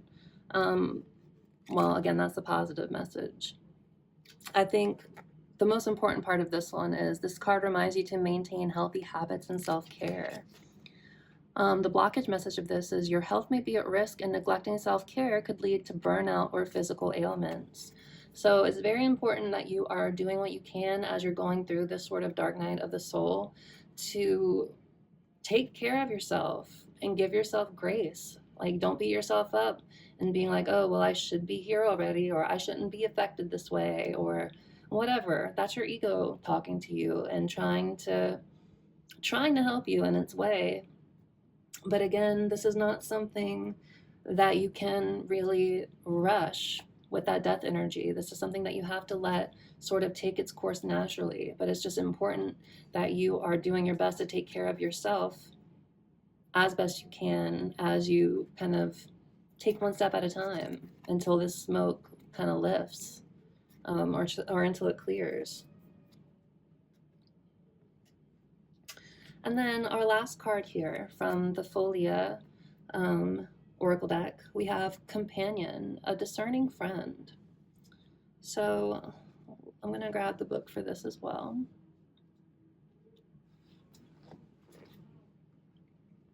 So this is number 40. So again, I'm getting the sense that maybe this could be some like a counselor, or it could be a representation of you, like you could be a discerning friend. Again, you could be a good companion to others. But I feel like, there's somebody here who can help you navigate this. Either like a professional counselor, or again, you just have someone in your corner who is ready, able, and willing to help you out. And I think it's so interesting because pile one had not this card, but a different card of saying like a loyal friend. So it seems like I feel like you do have somebody again in your corner who you can depend on. 2444 on my timer. Excuse me. Confirmation burp. But let's look at this, number 40.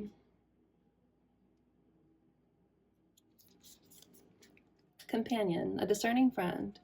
So an honest friend saying the harsh truth, person who believes in your potential and integrity before all else. So this card indicates a person who can be a really good friend and is not afraid to tell you the truth. Again, you guys could be in counseling right now, or thinking about going to a counselor to help you navigate, and I think that is a great idea. I also had to go back to therapy when I was going through my own sort of dark night of the soul, because of a relationship dynamic. And we'll find out more when we get to tarot, but I do get the sense that, like, there is something going on that you've maybe felt really suspicious about, that's kept you, again, locked down, locked out, confined, and like kept you like stuck in overwhelming emotions. Um, so yeah, my life, my rules. I am unchained. Like, you don't have to keep yourself bound to any situations that don't or aren't serving you. But anyway, this card indicates a person who can be a really good friend and is not afraid to tell you the truth. This person has excellent boundaries. Despite their kindness and friendly manner, they will use their sharp mind to keep out unwanted attention or energies. This person can be a great partner and would protect their loved ones at any cost. Their main value is integrity, and they maintain a tight circle. So I feel like if you don't have this person in your life already, that is what's kind of waiting for you at the other side of this wake-up call. Like, you could be calling in people, like going through this healing, and aligning higher is going to align you with more people who you need in your energy to like help you keep your vibes high. And then on the bottom of this deck, we have luck, obstacle, and slow and steady. Patience is key. What were we saying this whole time? Like, this is not something that you can rush, pile two. This is something that is going to, it's slow and steady wins the race. So let's look at luck, number 36.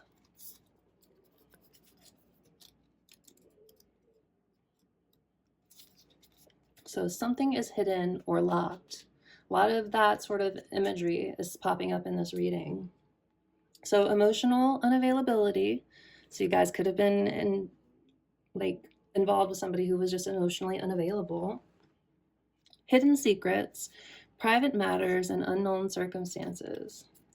So there is something that is hidden from you and you don't have access to it at the moment. This could symbolize an emotionally unavailable person or someone unable to understand others' needs. It could be referring to you or someone else you know. This card may also indicate that there is a secret that you are not aware of. Where there's smoke, there's fire, remember? Hold on, I lost my place. Which makes it difficult to make clear decisions without more information. If you are not familiar with the situation, it is best to avoid jumping to conclusions or making judgments. Instead, try to approach it with compassion while maintaining your standards and boundaries. I feel like you guys do know what this is about. I feel like, yes, you know that there is some sort of secret or something that is keeping you stuck, like someone's keeping you locked out here purposefully. And again, it could be about a third-party situation. And it's time to set yourself free from it.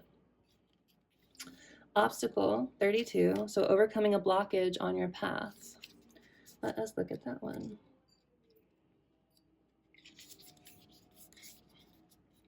So we have delay, temporary setback, challenges, inconvenience, time of strength, handling difficulties, not giving up, breaking those chains. So you may encounter an obstacle or temporary setback on your journey toward your goal. Overcoming it may require self-discipline and patience, but with your capabilities, you can succeed in reaching your final destination. Although the journey may not be easy, such obstacles can teach us the strength and perseverance of our character, making the final results even sweeter. Again, like shedding this, going through that judgment moment, releasing this is going to help you align with that highest version of yourself and make the final results of this, all the work, worth it in the end. Instead of fearing what lies ahead, we can be grateful for the experience that will positively contribute to our genuine confidence and appreciation of the final outcome. So yes, this is 30:30 on my timer, I just saw it. But yes, this is definitely difficult to go through. It is hard when you are triggered by an intense soul bond or connection or friendship, or however this reading is resonating for you so far. But it's important that you don't let your feelings get the best of you. Like with this energy, I'm seeing the King of Cups, like somebody who is able to keep their emotional center despite all of the craziness. Again, it's all part of your journey, it's all part of your voyage. And underneath that, we have anger and chaos. So it definitely feels like, you are sort of in emotional turmoil. But it's anger in an attempt to mask insecurity. So there's something that, yes, definitely something off is going on in this situation that you need to be aware of and choose better so you can free yourself from it. But all of this is also like an attempt to get you to look within more at your, again, your own inner child woundings. And then look here, we have light and dark secrets, waves of change, and silent shadows. So definitely something going on. But I mean, if this person was really like explosive and angry towards you, then you should know that that was an attempt that they had to mask their own insecurities around love and, relationships. But if you are kind of caught up in this storm, then it's masking, again, childhood wounding that you need to pay attention to so you can start to rise above it. But it's all part of your journey. It's all a part of you, again, aligning with that higher version of yourself so you can start to call in more loyal friends, so you can, start to be more calm and confident in yourself and know your worth and your value and not settle for less than you deserve. But I want to look at the slow and steady card too. It's number 25. It says patience is key. Again, you cannot rush this dark night of the soul. You just kind of have to go through it and take it one day at a time and cry and journal and, again, spend time with the people who lift up your vibes and help, like the people who do understand you. Go for walks in nature, put your feet in some grass to ground yourself. It's a journey, it's not a sprint, it's a marathon. So, and healing never ends. It's always layer after layer after layer. I'm thinking of like Shrek and that onion metaphor. So Shrek could be symbolic for you in some way. But slow and steady. So patience is key. So it says eagerness, slowing down, patience, pacing, tolerance, development, refusing to be rushed, and delay. So when we are eager to get something done, we might overlook an important aspect. Stress can make us feel like we need to rush into finding a solution. Excitement can have a similar effect. Sometimes external factors force us to wait, hangman energy, so that we have enough time to grow before we embrace the fortunate gifts heading our way. Therefore, it's important to take our time and do things at our own pace. Patience can be hard at times, but we can always refocus our attention and choose to be more present to alleviate the discomfort when it arises. So it's not about trying to fix everything in a day. It's about finding ways, small ways at first, small things to be joyful and grateful for, because there really is so much in life to be grateful for if you know how and where to look for it. And again, you have people in your corner, you have someone in your corner who can help you see the truth of this better. But it's very important that you don't keep yourself locked into this conflict, even if you are, feeling left out in the cold a little bit. Now I'm getting like the Five of Pentacles with this energy. But again, like, don't ignore the warning signs. Don't keep yourself stuck in a situation that's gonna turn into a fire. That tower is gonna collapse, right? So don't ignore your intuition. Things are happening for a reason, and it's time for you to set yourself free from this emotional chaos. Because the only one who has the power to free yourself is you. You're the only one who can do it. I can't do it for you. I can help you, and I'm trying to help you, and I hope this is helping you. But we are all responsible for our own healing. And it's important that you just take it one day at a time. And again, find joy where you can, when you can, to help get you to the next day, to the next second, to the next minute, to the next hour. And eventually, as more time goes on, you're going to see and start to feel better, because you're not, letting your energy be kind of siphoned away by this situation that is keeping you sort of on guard, or with this person that you can't really trust all the way.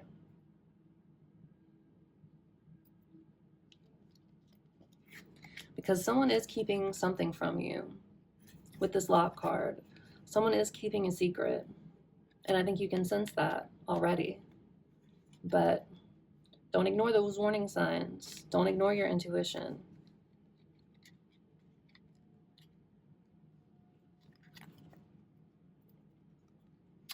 All right, friends. So we're going to go ahead and move to tarot now.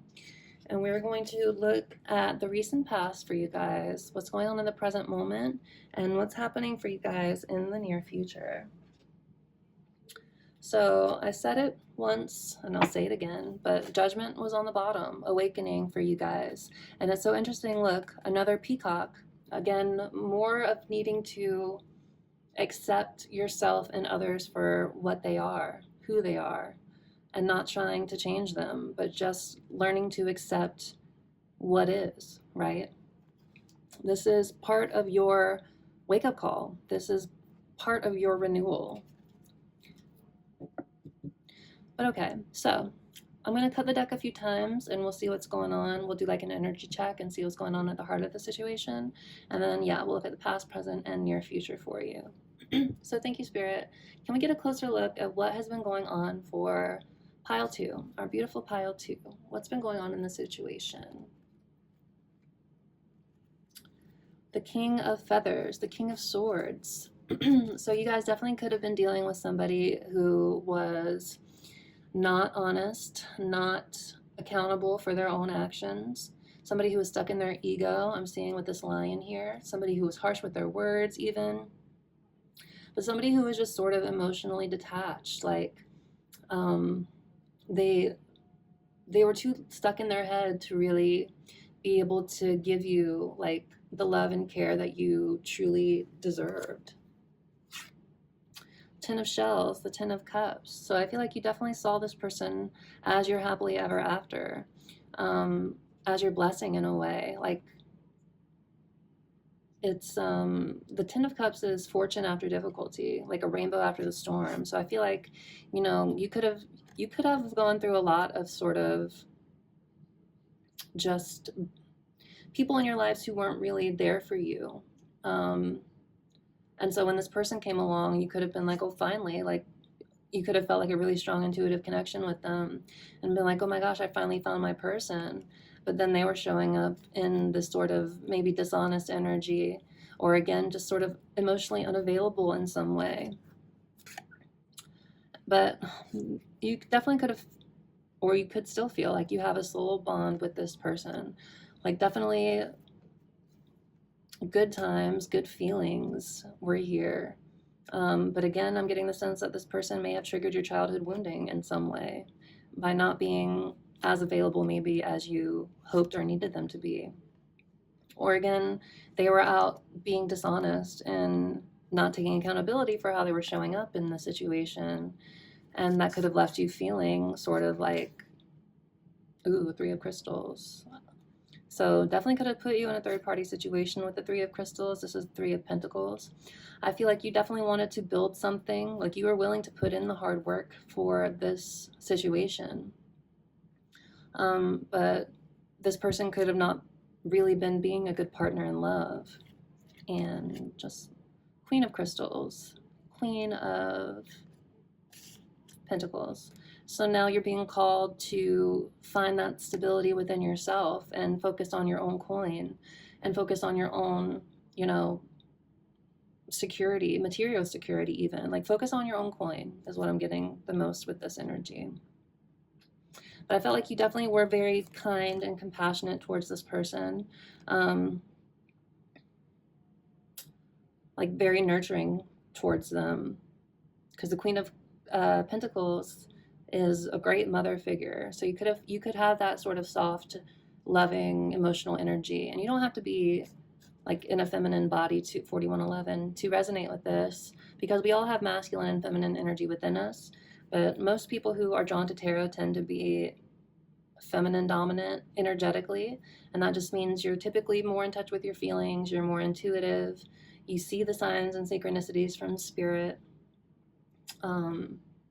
You could be an overgiver as well in your wounded state, like giving to people and situations that don't ultimately serve you, because again, there is some wounding from your childhood that made you feel like you had to overgive in order to be loved the correct way. But okay, let us shuffle a few more times and then we'll look at what's going on. So thanks, Spirit. What else is going on for our pile twos? For pile two, Spirit, what else is going on in the situation? The Traveler, the Fool. That's so funny. Pile one had this as well. But it's like you are ready to have a new chapter. You're ready to take some sort of leap of faith. You could have also really seen the potential of this person that you were connected to, and that could have been the risk that you were willing to take. Like you could have seen that they had work to do, but you could have fallen for their potential, and like maybe were a bit naive in trying to take a leap of faith towards them, because they weren't ready to catch you, not because of anything that you did in particular, but it just feels like this person may have been a little immature, again, not very emotionally available. But everything that's going on right now is a chance for you to sort of have a fresh start for yourself and call in the love and the friendships and the community that you really do deserve. The Eight of Feathers, the Eight of Swords. So it's keeping yourself stuck in your own head. Like the Eight of Swords is all about a mental trap of your own design, of your own making. It's like you feel like you are trapped, and by, all, what's the phrase? Intents and purposes, there we go. It looks like and feels like you are. I'm looking at the mouse here, and I'm again thinking of the animal spirit deck. This is like feeling afraid and nervousness. So it's like you are kind of keeping yourself stuck in place. But it's you have the power to free yourself, is the message of the Eight of Swords. You just need to kind of take that blindfold off. You need to go within and again do that internal work. Trust your intuition, and take off that blindfold, and you'll see that there's enough space for you to escape. You just need to be brave and take that blindfold off. Temperance. I feel like this is you trying to find balance in yourself again, transmuting all the painful experiences that you've had as a result of the situation into power for yourself. The zebra energy in the animal spirit deck is like learning to love and accept yourself for your idiosyncrasies, I believe, and just learning to love you for you. And the Five of Shells. But I feel like this definitely comes at a loss for you, feeling like, there's sadness and regret here, and feeling like maybe you've lost something really important. But the message of the Five of Cups is if you just turn around, similar to that Eight of Swords, if you would just turn around, you would see that there are new opportunities that Spirit is trying to bring your way. You just have to stop focusing on what's not working. Stop like kind of crying over spilled milk. I'm thinking of the OG artwork, which is why I'm saying that. But and just turn around, and you'll see that the universe has something better in store for you. Somebody who can be truthful and accountable. Somebody who can be honest and kind and compassionate. All right, Spirit, one more cut. We'll see what else is going on for our pile twos. And then we'll pull some cards. So thanks, Spirit. What else is going on for our pile twos? The Two of Crystals, the Two of Pentacles. So this is all about, one, I'm seeing a lot of crystals, a lot of pentacles. So it's very important for you guys to do what you can to ground yourselves. I mean, I've said it already, but I'm going to say it again because it's coming up. And just like, make sure you're not doing too much too soon. It's okay to take time with this, and it will take time. Again, there's no rushing this. But just make sure you try to have your priorities in order. You are the priority, not anything or anybody else. At least not when you're going through this sort of energy. But you are sort of at a crossroads here. And twos are all about needing to make a choice. And the Two of Crystals, the Two of Pentacles also makes me think of, cognitive dissonance, like listening to your heart over your head, and your heart could be caught up in, again, these overwhelming feelings and kind of like feeling like maybe you'll never meet somebody like this again, or, like, or that you won't find better maybe. But that is not the truth. And your brain might be telling you that it is time to let this go, but your heart is like, no, but I need this person. You don't need this person. It's time to set yourself free. The Eight of Shells, the Eight of Cups. Yeah, and it's time to walk away from the things that do not align with you emotionally, that do not fulfill you emotionally. And it doesn't matter how much time and energy that you've already invested into it.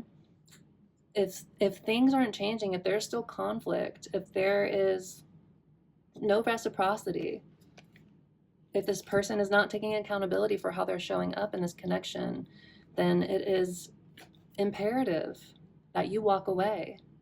Again, so you are able to call in people who are more aligned with you. Nine of Feathers, Nine of Swords. But I do feel like you are kind of caught up in your head and in your, in negative thought spirals. You could be having sleepless nights over this situation. But it's all about having perspective and empowering yourself, like not letting yourself be stuck by those limiting beliefs that we saw in that with those Eight of Swords. Because only you have the power to free yourself. But it's going to take walking away from what's keeping you confined.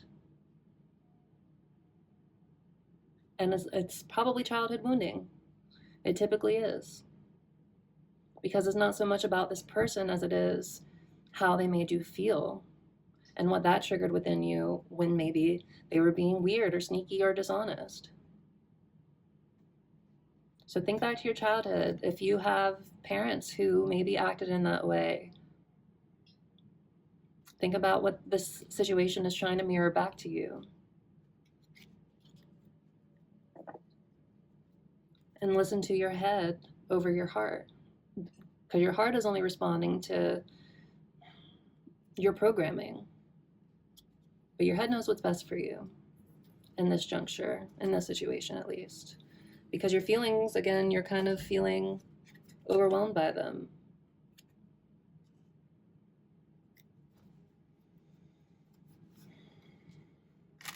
All right, my friends. Thank you, Spirit. Can we now, we're going to get into our reading with the tarot. So we're going to start by looking what's been going on in the recent past for you guys. So thank you, Spirit. Can we look at the recent past for our pile twos? What's been going on for us, for them, in the recent past when it comes to the situation? We have the Ace of Crystals, the Ace of Pentacles, and it's coming out crossing. So for me, crossing cards are like energy that you're consciously focusing on. So I feel like in the recent past, somebody came back into your energy and wanting to offer you a chance to build something stable. Like the Ace of Pentacles is a new opportunity. So I feel like this person came in and really, wanted to build something with you, or you wanted to build something with them. And you were very, like, you invested your time and energy into building something. Two of Crystals. But you could have felt like this person didn't prioritize you. You could have felt like an option, and that they weren't, yeah, they weren't giving you the attention that you needed. So thank you, Spirit. What else do we have for our pile 2 going on in the recent past for them? In the recent past for pile 2 when it comes to the situation. What's been going on in the recent past, Spirit, for pile 2? Ooh, we got 2. You got the 4 of feathers and the 4 of crystals. So a lot about stability here. I feel like you really wanted to build something stable with this person. We have the 4 of feathers and the 4 of crystals clarified by the 2 of crystals again. So I feel like with the 4 of crystals here that you were still kind of really holding on to the situation really tightly. This is all about control, and we have 2 4s here, which is the number, of the Emperor. The Emperor is number 4. So if you do resonate with being a divine feminine, and again, this is not gender specific, but you could have felt like you were dealing with somebody who was your divine masculine, but maybe they pulled their energy back from you in some sort of way with the 4 of swords, or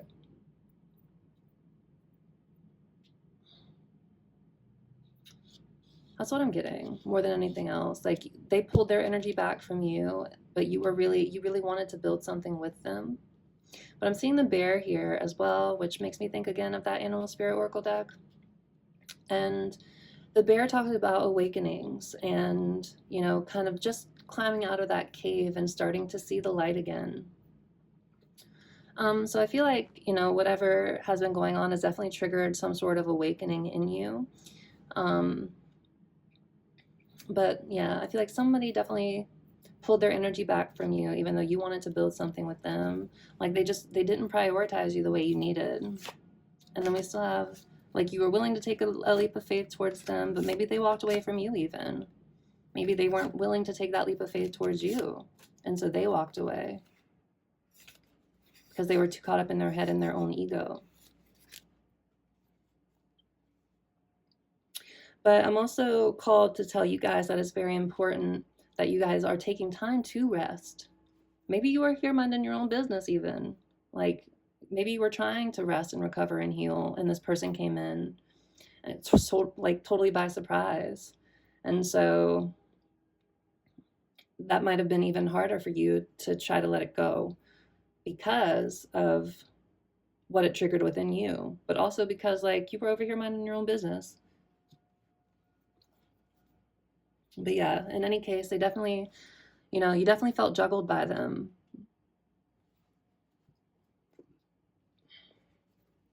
Okay.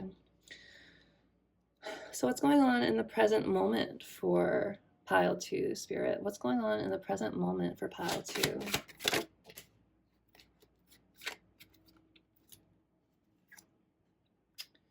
Five. This is the Hierophant. This is the Shaman.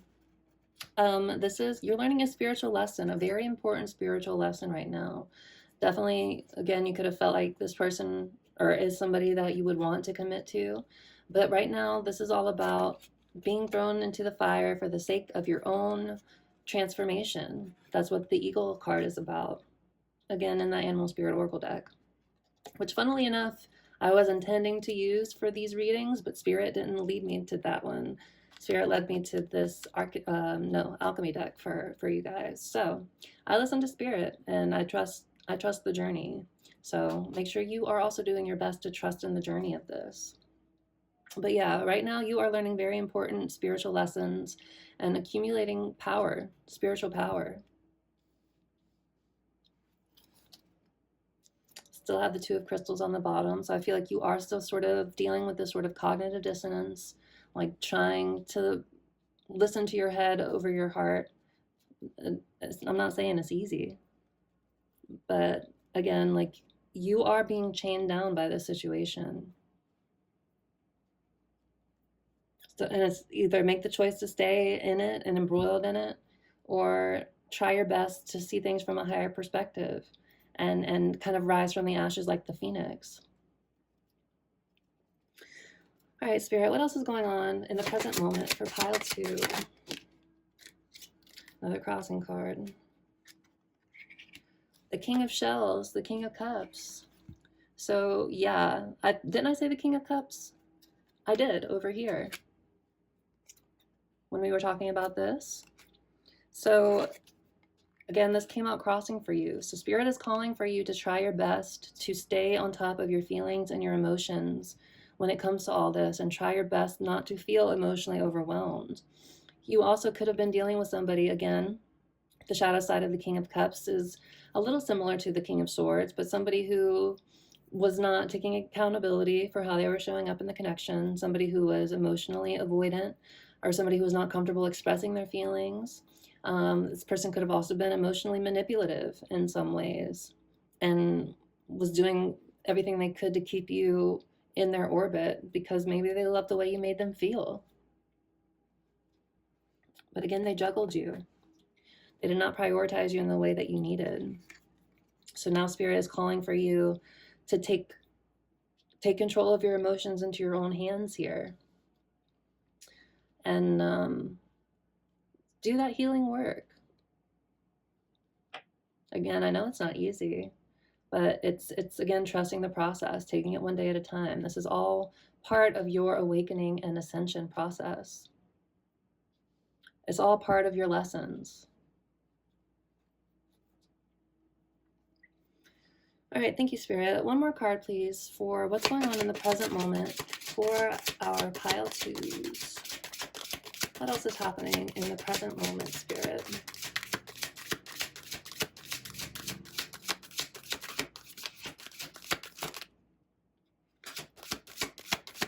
In the present moment, Spirit, for pile 2.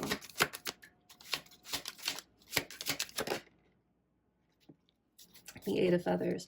Going back to this for a second, I do feel like you had a lot of love for this person, or still do. I feel like you do still have a lot of love for this person, because the King of Cups is the highest form of love that there is. But look, we have the 8 of Swords stuck in your own head. You're still stuck in your head about this, and you're keeping yourself stuck in this. It's time to stop looking at the problem and start looking for solutions, because that's what's going to help you break these chains. Your wounding is not your master. You have the power to break these chains for yourself. But it's going to involve ripping off that blindfold and seeing the truth of things. I'm not saying this person didn't do you wrong, but your healing is your responsibility, not theirs. Just like their responsibility to heal is theirs and not yours. You can only control how you are showing up for yourself and in a situation. You cannot control other people. So maybe you did try to control the situation too, with these 2 4s and that Emperor energy I was talking about. You could have been trying your best to control the situation and make it so this person, wouldn't leave. But I felt like it's like you had rose-colored glasses on. Like things felt off. But you were still choosing to stay. But now I feel like, again, this Phoenix energy, I feel like this is your chance to rise above your woundings and actually take the time to try to heal them. 10 of Acorns, the 10 of Wands. So I definitely feel like you are currently feeling really weighed down by the situation and overburdened and feeling like you can't really go on anymore. But the thing is, you are at the end of this cycle. You are so close to the finish line. You just need to keep going. Even if you can't see it, it's right there. I'm thinking again of the OG artwork where this person is carrying all 10 wands and there's a little house just in the distance, but they can't see it because they're feeling blocked by everything that they're carrying. So put these things down that aren't yours to hold on to. The Empress, yes, because you're a divine feminine. Beauty and love and abundance. Know your worth. Like, the Empress does not have to chase anything. She attracts it because she knows she's worthy of it just from existing and being. So don't forget who you are. Remember who you are, Simba. You are a queen or a king, however it resonates for you, but You are a powerful, creative being. And it's time for you to remember that. And don't settle for less than you deserve. Ever, okay? But okay, what's coming up for you guys in the near future when it comes to this situation? What's going on in the near future, please, Spirit, for pile number 3? For pile number 3, what is going on in the near future for pile number 3, Spirit? Pile number 3 in the near future. I don't want to come out. The wheel of fortune. Change and possibilities. So the wheel is turning in your favor. Again, I'm going to say it a million times, but there's a card in the Animal Spirit Oracle deck, the octopus. It gives chaser wounds. It's like somebody who doesn't have firm boundaries for themselves when it comes to relationships, and somebody who maybe, is anxiously attached. So you might have, anxious attachment style. Very common for divine feminines as well. But the wheel, something is changing soon. Like, possibilities are opening up to you. The more that you do the work to heal and kind of, again, let yourself be thrown into this karmic fire for the sake of your own evolution, things are going to change the more that you focus on your own healing. And again, keeping control of your feelings and not letting them control you. Because again, you are the only one that is keeping yourself stuck right now. You need to learn this lesson. But once you do, the wheel is going to start turning for you in your favor.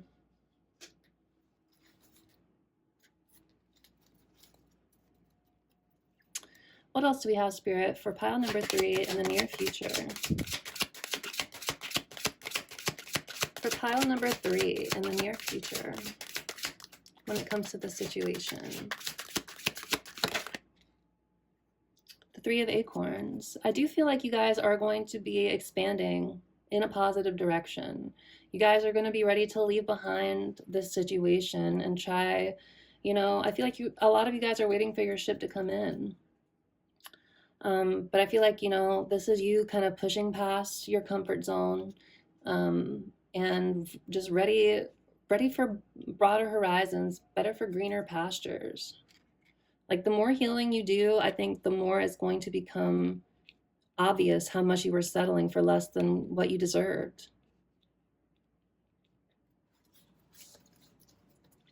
And yeah, coming up soon, like, you really are going to be, like, things are turning for you and you're going to be able to expand in a more positive direction. As soon as you're willing to put down these wands, these 10 wands, and stop carrying the responsibilities of other people, the responsibilities that aren't yours to carry. Again, you are only responsible for your own healing, nobody else's. And you can't control anybody else's healing. They have to do their work and you have to do yours. But okay, one more please, Spirit. What's coming in the near future for pile 3? For pile 2. Whoops, pile 2s. For my pile 2s. Have I been saying pile 3 this whole time? I hope not. For pile 2. What's coming in the near future, please, Spirit, for pile number 2? The Traveler, the Fool, again. A new beginning, a new chapter. Ready to take a leap of faith towards something new, ready to, start all over again. 104:44 was on my timer, I just saw it. So, again, embracing your own masculine energy and not in the way to control, like maybe you were trying to do before, but in forging your own path forward. So, I think, I see good things coming for you guys in the near future. Things are going to expand past where you've been and where you are, as long as you continue to learn the lessons of this situation. And again, not be chained down to what's not serving you. Because again, your intuition is trying to warn you, or has been trying to warn you, about the situation. Where there is smoke, there is fire. So it's important that you act as your own Queen of Swords here and cut through anything that's keeping you confused, and break these chains. You're not my master. Your wounding is not your master. This person is not the end all be all either. Your life, your rules. You make life what it is for you. So things are changing. Good things are coming. Just keep, again, slow and steady wins the race. This is not something you can rush. But do what you can to find joy where you can. Don't try to control others. Accept them for where they're at.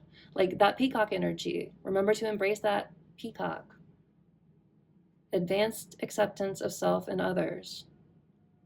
Learning to see and accept things for the way they are and not trying to force any particular outcome just because you want things a certain way. As soon as you're able to loosen your grip with that octopus energy, I think you're going to start seeing more positive changes. Put down these wands. All right, friends, let's get one final card, a piece of advice for you from Spirit when it comes to this situation. So thank you, Spirit. Can we get one more final card, a piece of advice for pile 2? A piece of advice for pile 2 when it comes to the situation. Advice for pile 2, please, Spirit.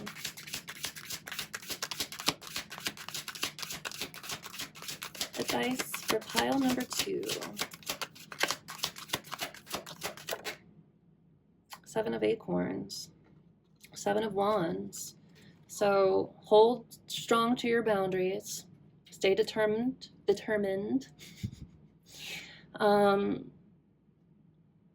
And yeah, just don't give up.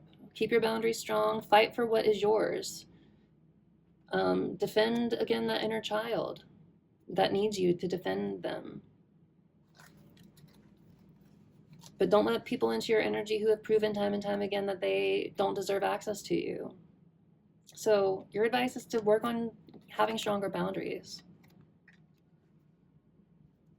And keep your own priorities in order. Again, try to balance your head and your heart as best as you can.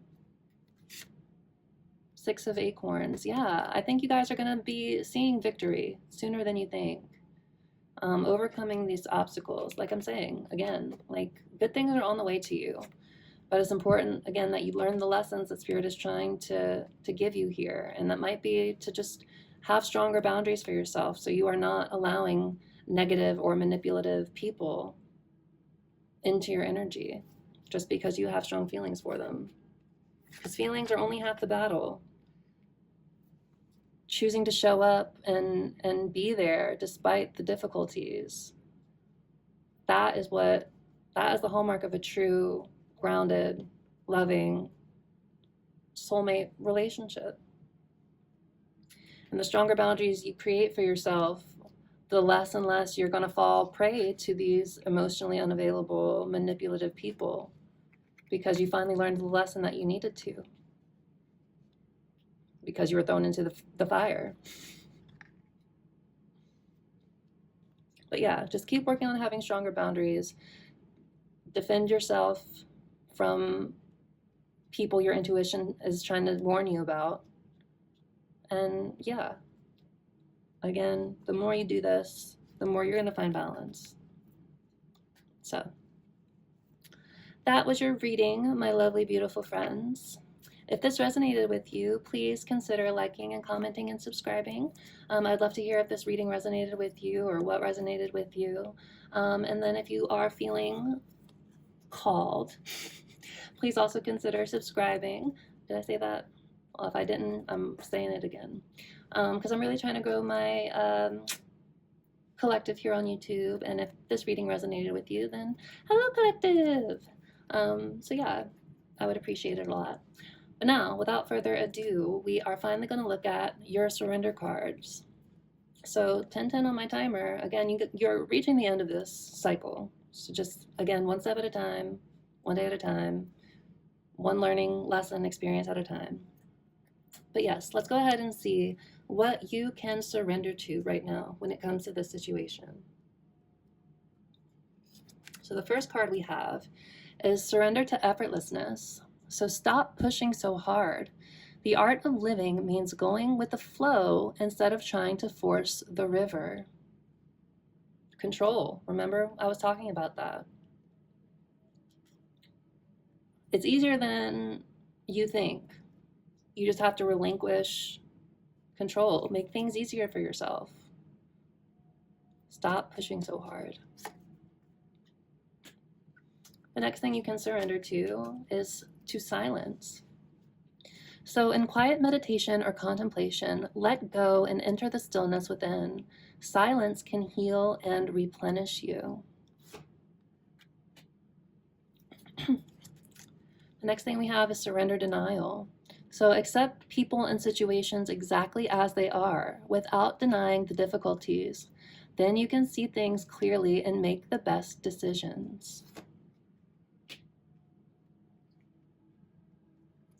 Next, we have surrender to what is.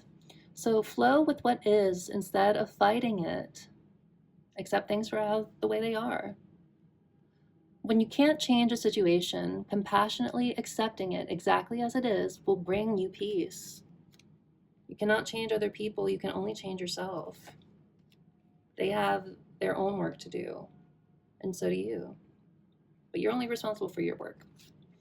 And then here we have surrender comparisons with other people. So keep your eyes trained on yourself. So if you are like checking in on this person or looking at their social media, which you certainly shouldn't do, but maybe if you're seeing them with someone else, if they did put you in a third party situation, you could find yourself comparing yourself to that other person. Well, what do they have that I don't? You have so much to offer the world.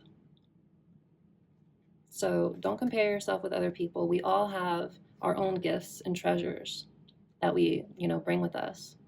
But keep your eyes trained on yourself. Focus on your own strengths, attractiveness, and power. Because you have it all in spades. And then I wanted to look at a couple of the ones on the bottom, like we were doing for all of the other oracle decks that we used. So here we have, hold on, surrender to inner peace. So cultivate inner peace on a daily basis. In quiet meditative moments, focus on stillness, on the stillness within, and enjoy this inner refuge. Others will feel your good vibes too, and your life will flow more easily. And then surrender to success. You are ready to experience abundance. Things are changing. Don't look back at previous roadblocks or difficulties. Leap into an exciting new world of possibilities, that Fool energy. Don't be afraid to take a leap of faith towards something new, because again, with that Three of Wands, the world is going to open up for you the more you kind of take the next best step out of your comfort zone, out of your wounding. So surrender to success because you deserve it. And it's on its way to you. Again, the wheel is turning in your favor, friend. Just try your best not to get caught up in your feelings, or don't let them overtake you. Surrender to what is. Surrender denial. And do your best to cultivate inner peace and silence. Because you can't control others. Again, you can only control yourself. So don't compare yourself to others either. All right, my beautiful pile twos. I hope this reading was helpful for you. Whoops, sorry. And I'm sending you guys so much love, okay? You guys got this. I'm sending you a big old hug. And 14:44 on my timer. But I'm going to go ahead and leave it here, my beautiful friends. And we will see you in the next one, okay? All right. Take care. Bye. Hello, Pile 3, and welcome to your reading. If you picked the Infinite Door Tarot and this piece of Earth Agate, this is going to be a timeless reading all about what you can surrender to most right now. Now, I do have your surrender cards here, but we're going to save these for the end, once we can kind of get an understanding of what has actually been going on for you guys right now. Now, I have pre-pulled some oracle cards from a few other decks, and so we will use these to just sort of help us get sort of an understanding of, again, what's going on in the situation. So the first card that you guys have was Lac Virginis, Virgin's Milk. Like I told the other two piles, I have not studied this deck in as much detail as I would like because I have like 30 decks. So I want to read from the guidebook for this card and a couple of the others that we'll go over that were on the bottom.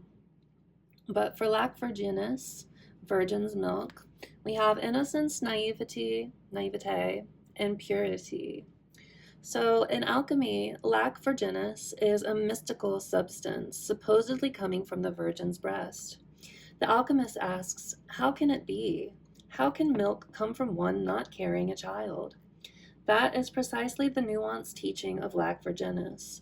When studied as an alchemical concept, it points to a lack of awareness or experience that the alchemist would rather not reveal. So I get the sense that there is something going on in your life or in your energy, pile 3, that you kind of have an understanding of, like, you know something is wrong or off, or, you know, otherwise just not feeling aligned in some way. But it's like you're choosing not to really look at it. You're choosing to remain kind of unaware. And it might come back to bite you in the ass, is what I'm hearing.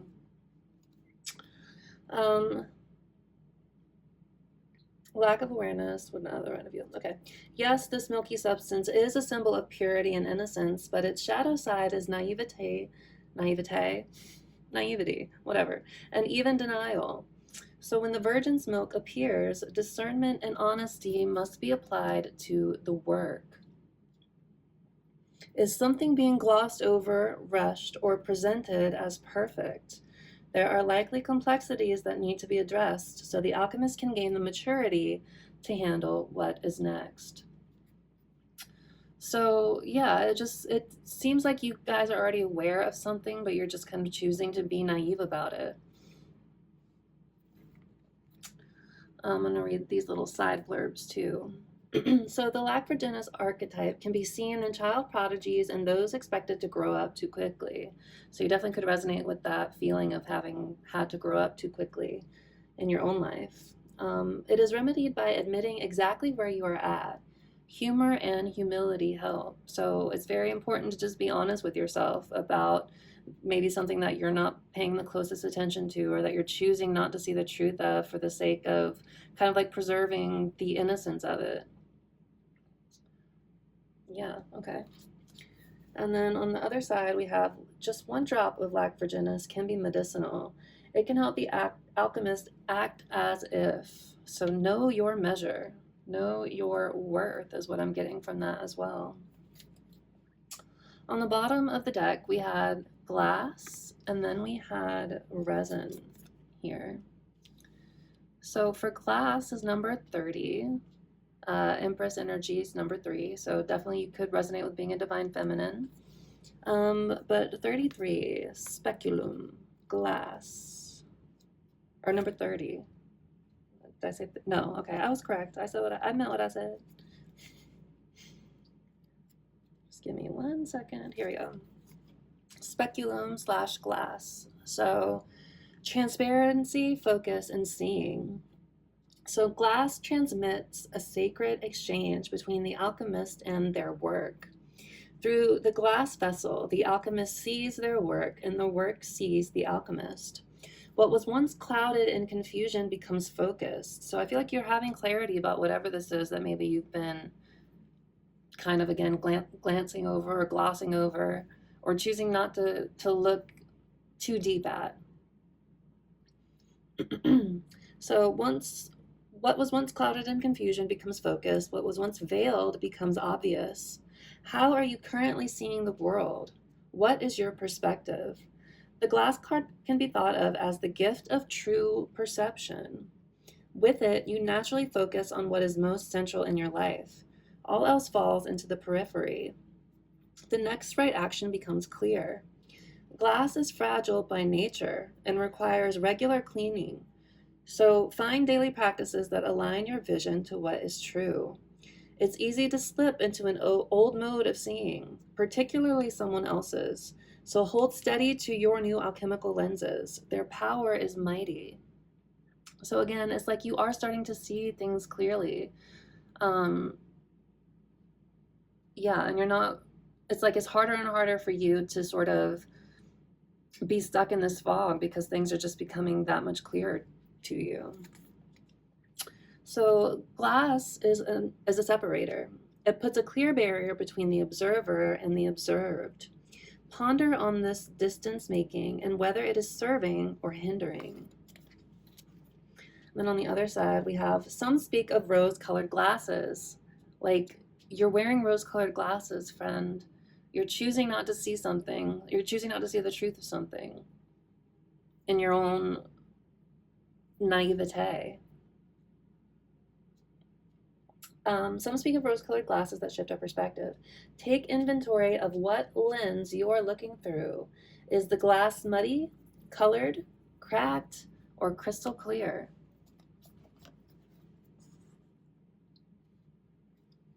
I do kind of want to look at this vinegar card too. But let's look at resin really quickly. 38. So holding, adhering, and surrounding. So there could be something that you are just kind of holding on to that's kind of keeping you stuck in place that you're choosing not to see the truth of, even if it might be kind of burning you in a sense. I'm thinking of vinegar, acetone, like acid that burns. But let's look at resin. So holding, adhering, and surrounding. So resin is a miraculous material. It offers both stability and transparency. A lot of energy around seeing through something, or maybe you needing to see through something. For centuries, sculptors and archivists have used it to capture an object in time and place, preserving it for observation or adoration. That makes me think of this card again. Envision a delicate insect or flower suspended in a paperweight. Such is the alchemical energy of resin. Its qualities are protective, sealing, and hardening. When this card appears, there is a holding that's occurring, either literally or psychically. While well-intended, someone may be limiting the one they wish to protect. There may be an aspect of nostalgia at work in the laboratory, so Six of Cups energy. An unwillingness to let go or change. On the other hand, the resin card can indicate preservation of that which is most valued, a return to what's been lost. So you could be trying to hold on to the situation in hopes that, you know, something will change, but it's like you continuing to hold on to this is actually you kind of keeping yourself stuck by refusing to see with clarity.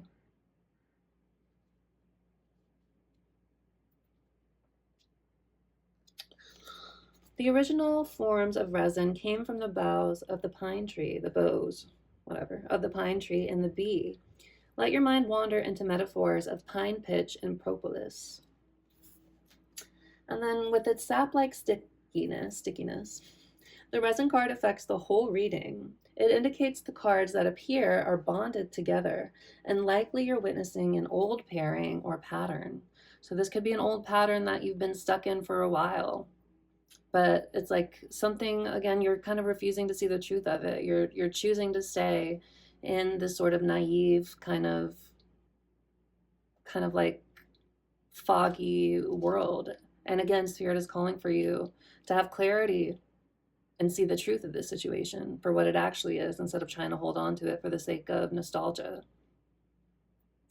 And then what is this acetone, this vinegar? This is number 34.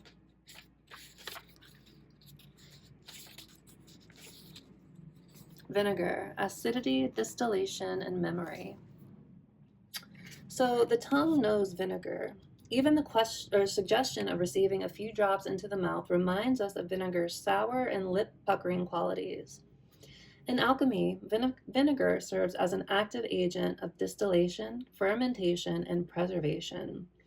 It is incredibly useful when applied in the right amounts and with intention. That said, it can be easily overused, overwhelming the situation at hand. When the vinegar card is present in a reading, it indicates a sour note permeates the laboratory. It is likely something from the past is showing up in the present and demanding our attention. It is in vinegar's nature to take over, to overwhelm.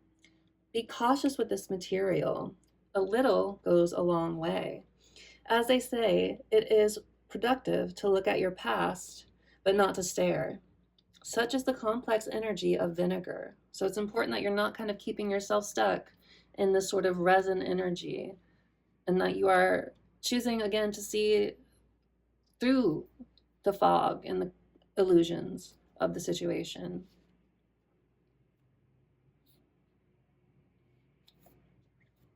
The vinegar card may be used as a helpful ally in the laboratory to identify a memory that is causing trouble or grief.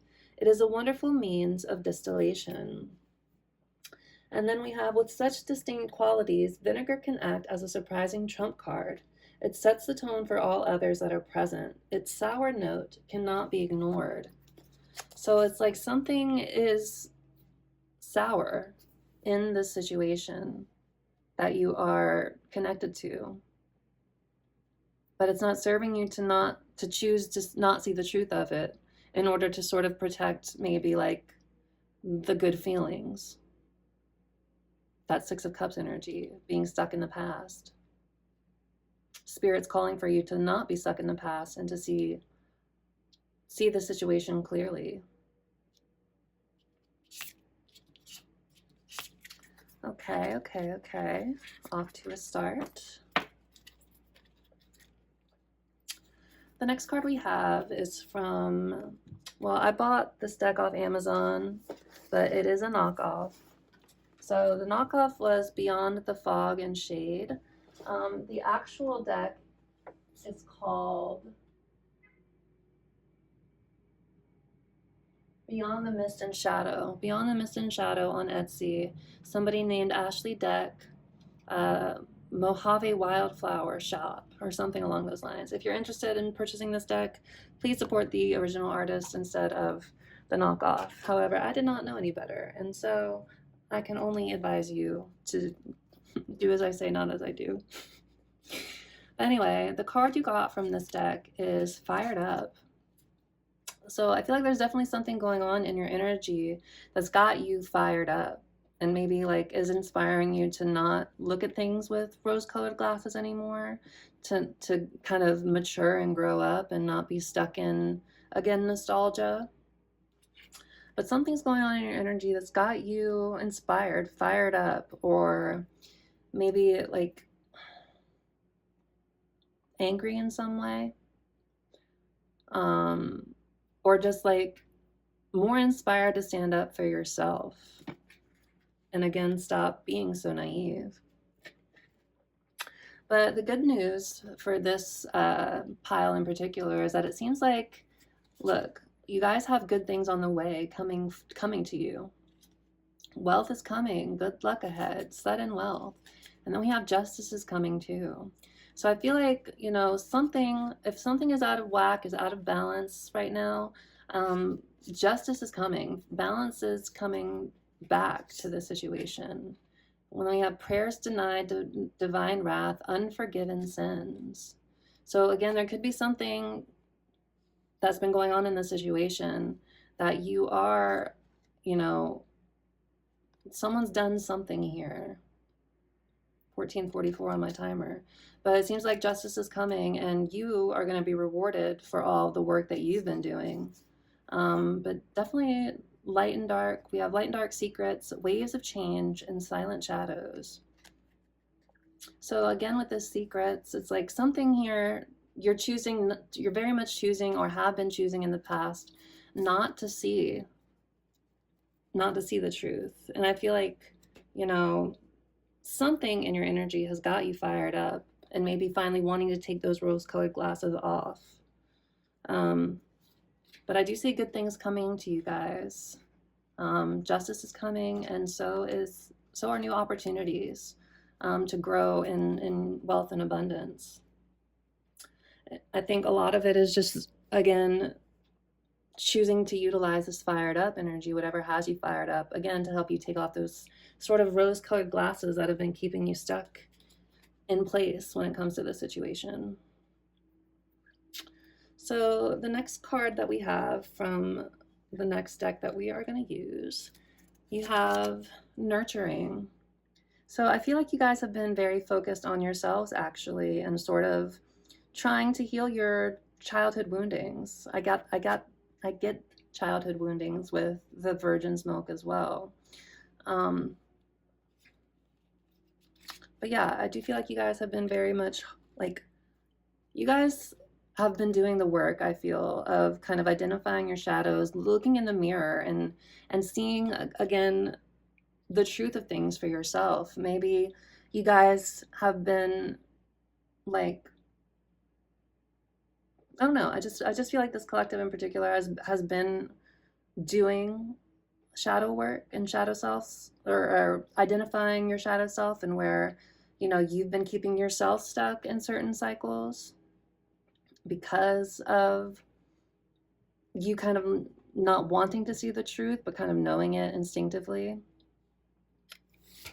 We have happiness. So I feel like this collective in particular is very focused on their own happiness right now. And again, all of this imagery of roots, like getting to the root of the situation by working on your shadows. And this might just be like the final last step I'm getting before you can finally, you know, embrace that sudden wealth and the opportunities that spirit, the universe, is trying to send your way. Because I can tell that you guys have been doing the tough work of doing your best to heal and grow and change. And again, looking at your shadow side, like, and it's interesting to me because the lion represents Leo in one sense. So I don't know, you guys could be dealing with a Leo, but it also represents the ego. And it looks like just how much bigger the ego is compared to like your true authentic self. So it's like, I feel like you guys have been finally looking in the mirror, especially with that glass card too, and seeing where you guys have again come up short for yourselves in the situation by continuing to ignore perhaps the warning signs that Spirit's been trying to give you.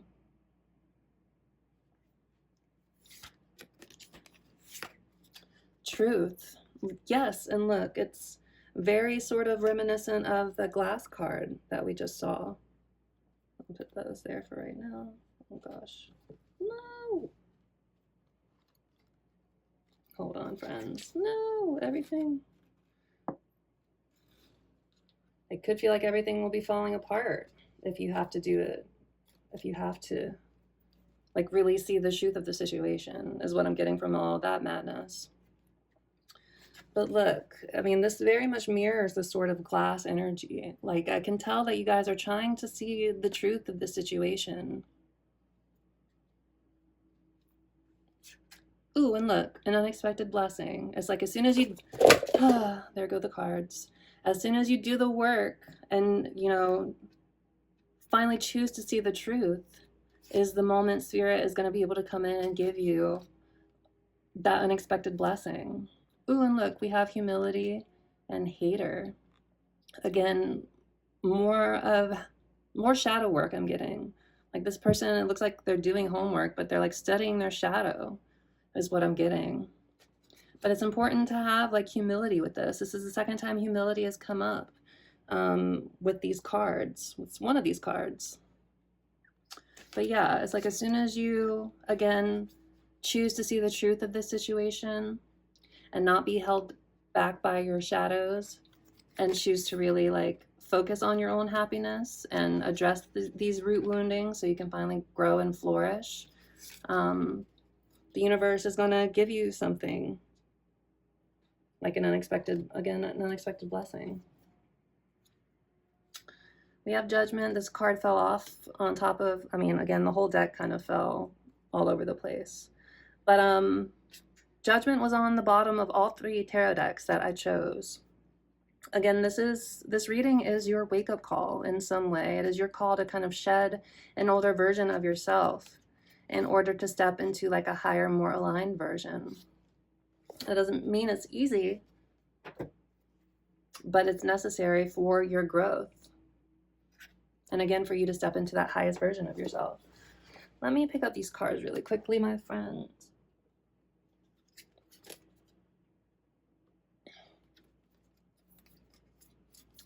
We have the Five of Pentacles and the Tower. So someone definitely could have left you feeling out in the cold in some way.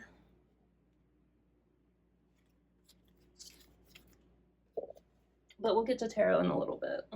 First,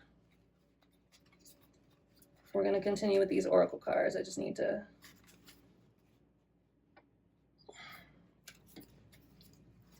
get my life in order. I'm almost ready. Okay. Next oracle card that we have for you guys is competition. So healthy competition is driving you to improve. It provides motivation and leads to personal growth through interactions with others. So that could be what you're feeling fired up about. You know, I think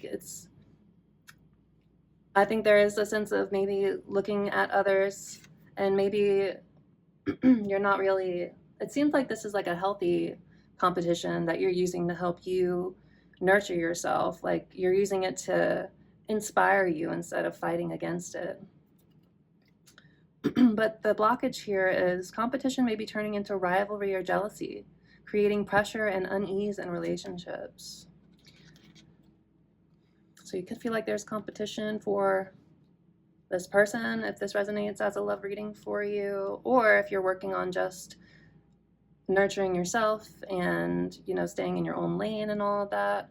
You could just be you could be looking at others and being like, oh, well, I could do that thing. Maybe you're working on your mission. It does seem like this collective has been doing more of the work than maybe the other two in this reading. But yeah, I feel like you are looking to others for inspiration, and it is it is making you feel inspired and fired up. But yeah, again, there's just something that you're choosing not to see clearly that might be holding you back. On the bottom of this deck, we have conflict. So it says conflict is inevitable, but through honest communication, you can find a way to resolve issues and strengthen your relationships. And then the blockage message here. So take whichever one kind of resonates with you the most. But conflict is escalating and resolutions seem out of reach. Avoid emotional reactions and seek peaceful solutions. So if you are feeling any sort of conflict, it's important to speak your mind and take up the space you know you have earned and deserve to take up. Because it's true, conflict is inevitable, but as long as we can stay grounded in ourselves and speak, you know, not from a triggered place, but from a calm and grounded place where your roots, again, are already established because you've been doing the shadow work for yourself and looking at your flaws. A lot of glass imagery in this reading so far. Then we have balance. So I feel like you are balancing this conflict. Like you are finding balance in your life, whether between work and personal time or between material and spiritual needs. So I feel like you are finding balance in your life. And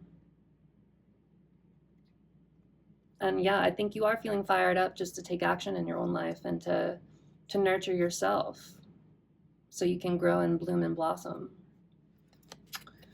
So I think, you know, you guys are handling this as well as you can. Like, I think you have been doing a lot of really powerful shadow work, and you still are. I think you are still kind of doing that work to care for yourself. But again, there is this sense of something that you're choosing not to see clearly. But underneath that, we have wealth. So wealth is not just about money. It represents abundance in all areas of life. So you are in a phase of prosperity and contentment. There is so much energy in this pile about good things coming your way, wealth and abundance coming your way. Again, because I think you have been doing this work to balance any sort of conflict you guys have been dealing with or going through.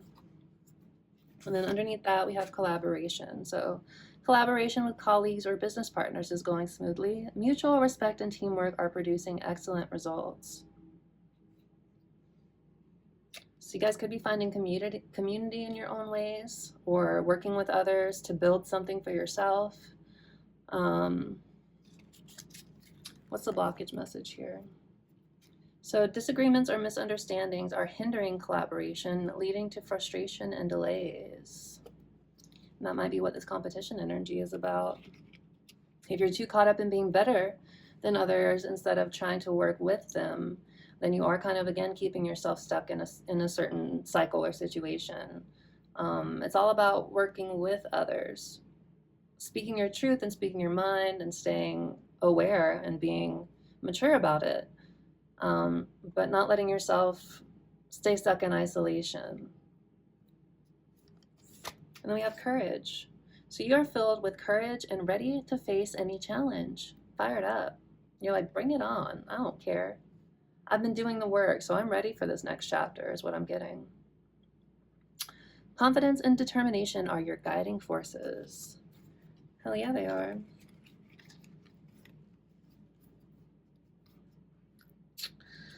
Okay, and so then the last card we have from this Folia Oracle deck is gossip. Words spread fast. So you could have people talking about you, or if you are working with others, or someone is in competition with you, they might be spreading things that maybe you're not aware of. So there might be somebody, again, in your energy that is maybe not as innocent as you think they are. They could be spreading gossip about you. Here, I'm going to read from the book.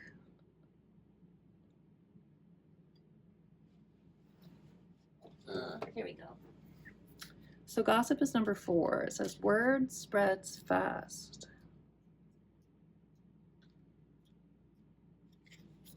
So rumors, truth, reputation, talk, discussion, and popularity. So gossip can swiftly distort truths, tarnish reputations, and erode trust between people. Cultivating a culture of integrity and empathy can help. Encourage focusing on constructive dialogue and emphasize the importance of respecting others' privacy.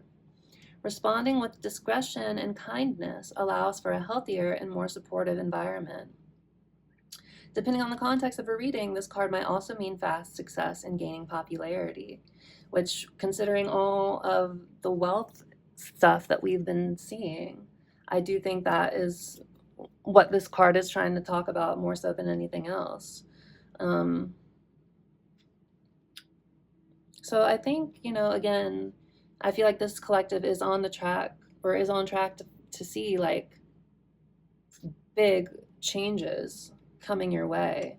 But I do feel like there is some sort of test here, because this is on the bottom, that you need to pass. And it might be, seeing the truth of the situation and no longer being naive.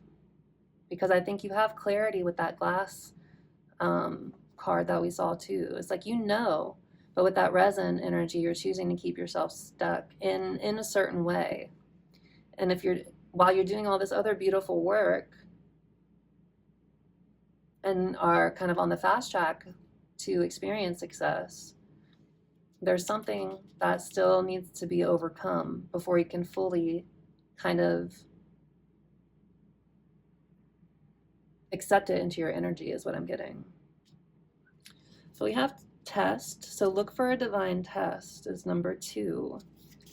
So signs, divine tests, life lessons, awareness, growth, opportunities, and personal development. So it's important to pay attention to signs and potential challenges that may come our way, as they can provide valuable lessons and opportunities for growth. By being aware of and receptive to constructive feedback, so if you are feeling in competition, remember it is about collaboration and not about trying to be better than others or trying to one-up others. It's important to stay grounded in I'm getting like a Queen of Pentacles energy with this, someone who is naturally kind and loving and giving and, compassionate. But that doesn't mean to be taken for a fool. And it doesn't mean you can't trust others.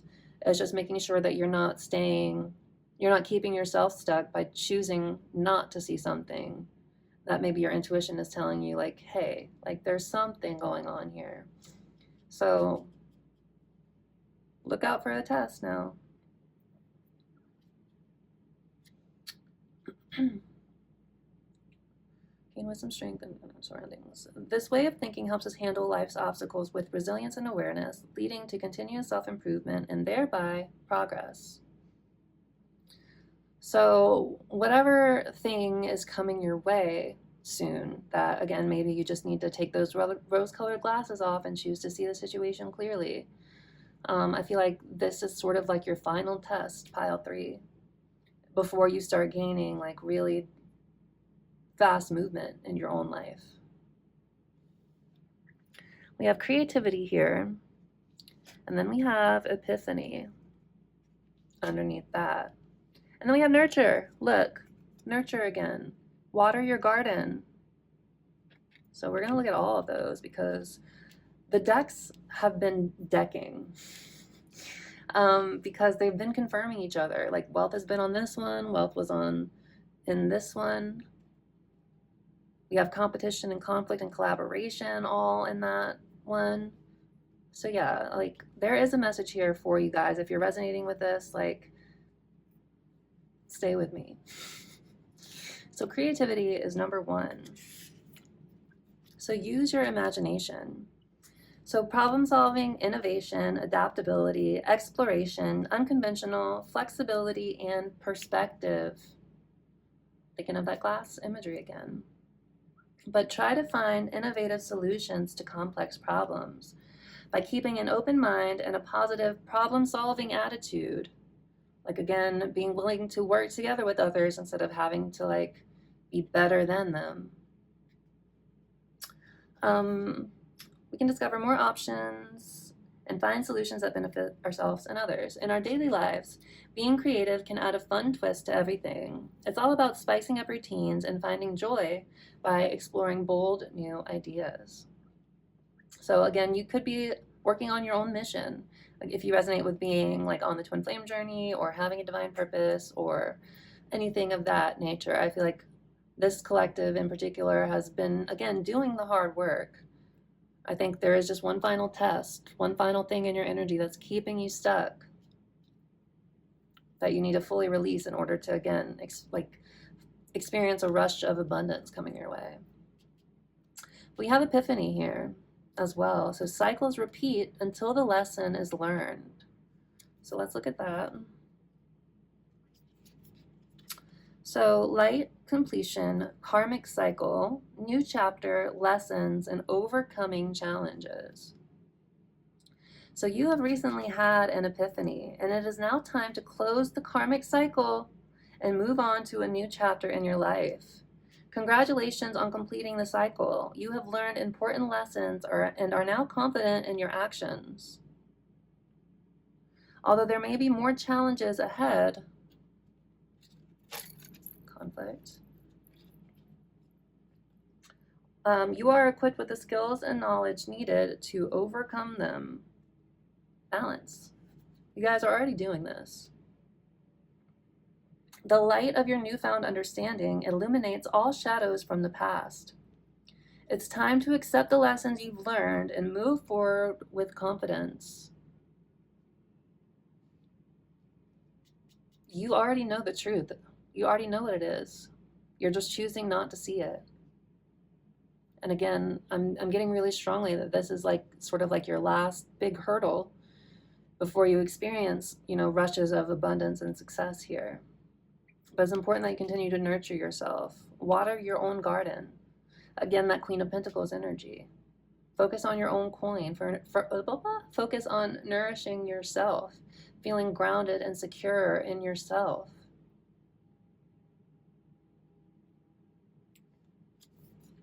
So let's look at nurture, number 35.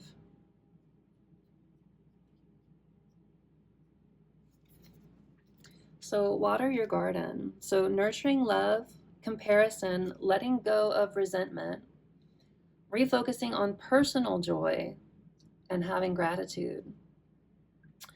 So invest your time and energy in yourself and the betterment of your surroundings. Pay attention to the things that go well for you and the things you enjoy doing. Avoid comparing yourself to others or their situations, since life and circumstances are different for everyone. Show yourself compassion. Do not ignore what you have and what is going well for you just because external factors seem better. Don't compare yourself to others. We're all on our own journeys here. And some people are going to get to their destinations faster, and some of us are going to get there slower. But that doesn't make us any less than the people who get there sooner. It just means our journeys are different. And it's okay to have a different journey because your journey is for you.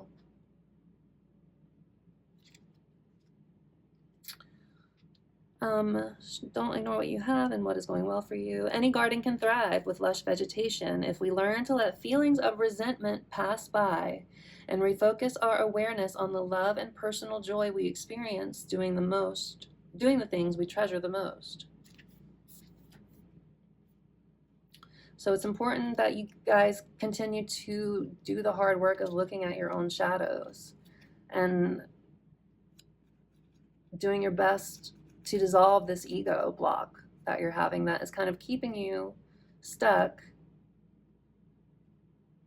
because you're choosing not to see the truth of something even though you kind of know it already. Like, again, cycles repeat until the lesson is learned. And I think you guys have done so much work already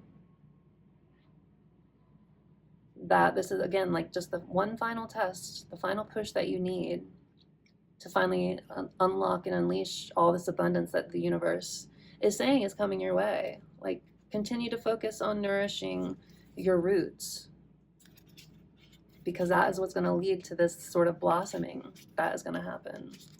But it's important that you really focus on the truth of the situation and not on what you hope it could be. See it for what it is. See it with clarity.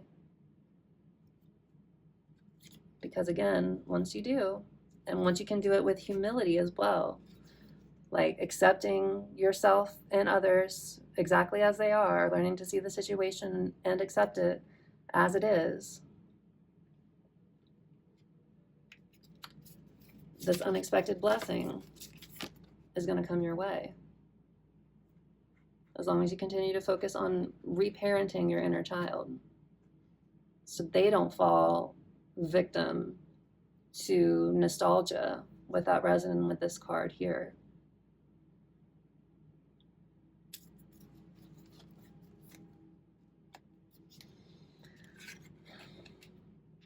Okay, my beautiful friends, we're going to go ahead and move to tarot now.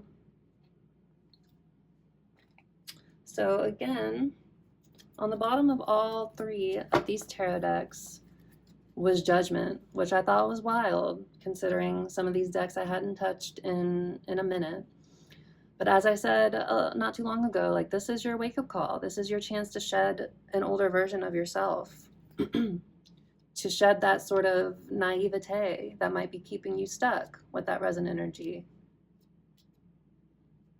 Because again, I feel like this is like the last hurdle that you guys have to face before you really experience that rush of abundance. Okay, so we're gonna shuffle a few times. We're gonna look at what's going on in the heart of the situation at 39:39 on my timer. And then we're gonna do like a recent past, a present moment, and then what's coming in the near future. We'll pull a piece of advice for you, pile 3, and then we'll look at your surrender cards over here. So thank you, Spirit. Can we get an energy check for what has been going on for pile 3 when it comes to this situation? What's been going on for pile 3? The Ace of Cups. So again, I feel like this is talking a lot about the emotional healing that you guys have been doing. Focusing on, like, again, your inner child woundings and nurturing yourself. That's what I feel like this energy is sort of speaking to. What's underneath here? The Moon and strength. So I feel like things have been kind of confusing for you. I feel like intuitively, again, you have this knowing that something is off, that like you're wearing sort of rose-colored glasses here. But the path ahead of you, like something has been confusing. There's been something clouding your judgment a little bit, something you haven't been able to see through the illusion of. I think whatever has been confusing you and keeping you kind of stuck, it's been taking a lot of inner strength to like keep yourself tied to this, is what I'm getting. The message of strength is taming your ego in a way. It's interesting too, because this strength card is typically a lion, but 4111 on my timer. But this time it's a cheetah. And in my Animal Spirit Oracle by Kim Krans, the cheetah represents divine masculine energy. So you definitely could have been at odds with a divine masculine in your own life. But it's important. The message of strength is not to sort of trying to strong arm or beat this cheetah, in this case, into submission. It's taming, 4141 again, it's taming your own ego and through compassion and kindness and love, and not beating yourself up. What's underneath this? The 10 of Pentacles. Look, more energy about long-lasting stability and abundance. I think again this is your final test. Like, see through the illusion of this. Okay, let's do a couple shuffles and then we'll see what else comes out, and then we'll pull some cards here. So thank you, Spirit. What else is going on for pile 3?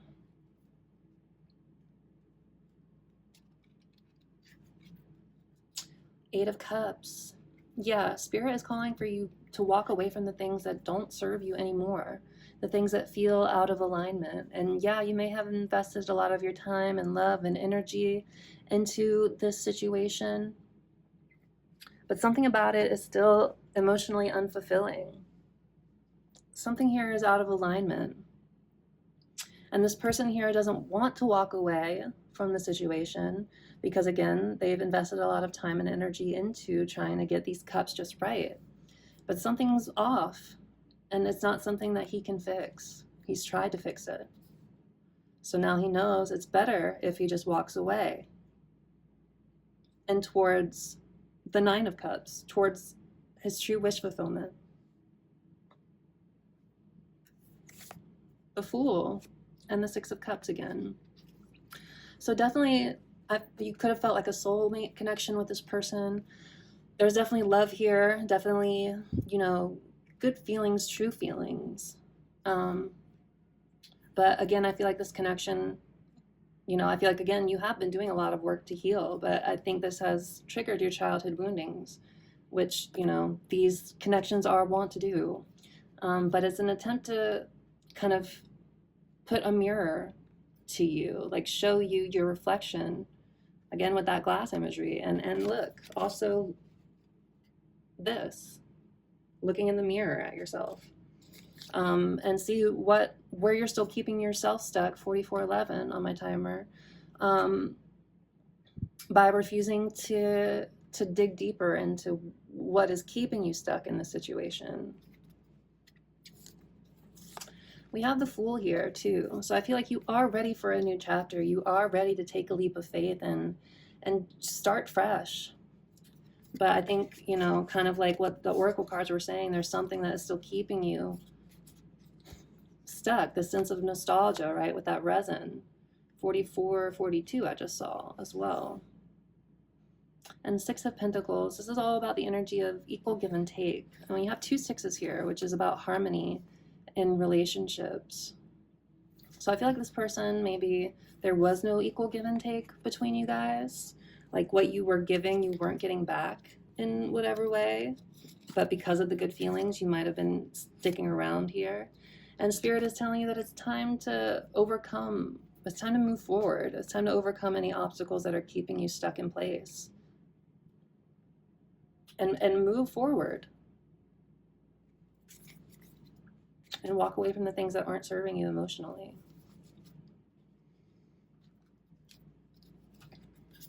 Okay, one more shuffle. What else do we have, Spirit, going on for pile 3?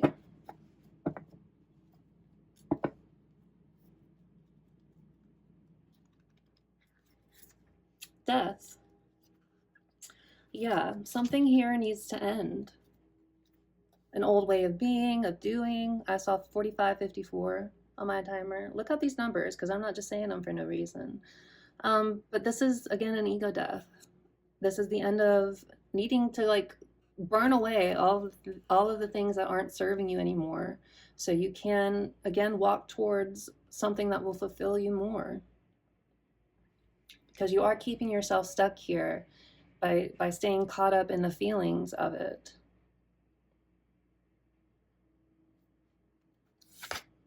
Temperance. Yeah, this is all about having to find balance again, you know, balancing your emotions even if they're running over a bit. Temperance is also all about transmutation, or transmuting all the painful experiences that you've been through up till this point, 46 on my timer, in order to use that to fuel your own evolution and growth. And then 10 of Swords. This is feeling like you've hit rock bottom. This is feeling backstabbed and betrayed in some way. But the message of the 10 of Swords is that, as painful as it is, it's a lesson learned. And it might feel like the end of the world. It might feel like literal death. But there is a new day dawning in the background. It might feel like it's the end of the world, but it's actually the start of a new chapter with that Fool energy. And the Hanged Man, like you're starting to see something from a new perspective after maybe hitting your head against the wall and like trying your best to force things forward, but things just weren't really moving because Spirit was saying there was something here that you still needed to look at and see from a higher, truer perspective.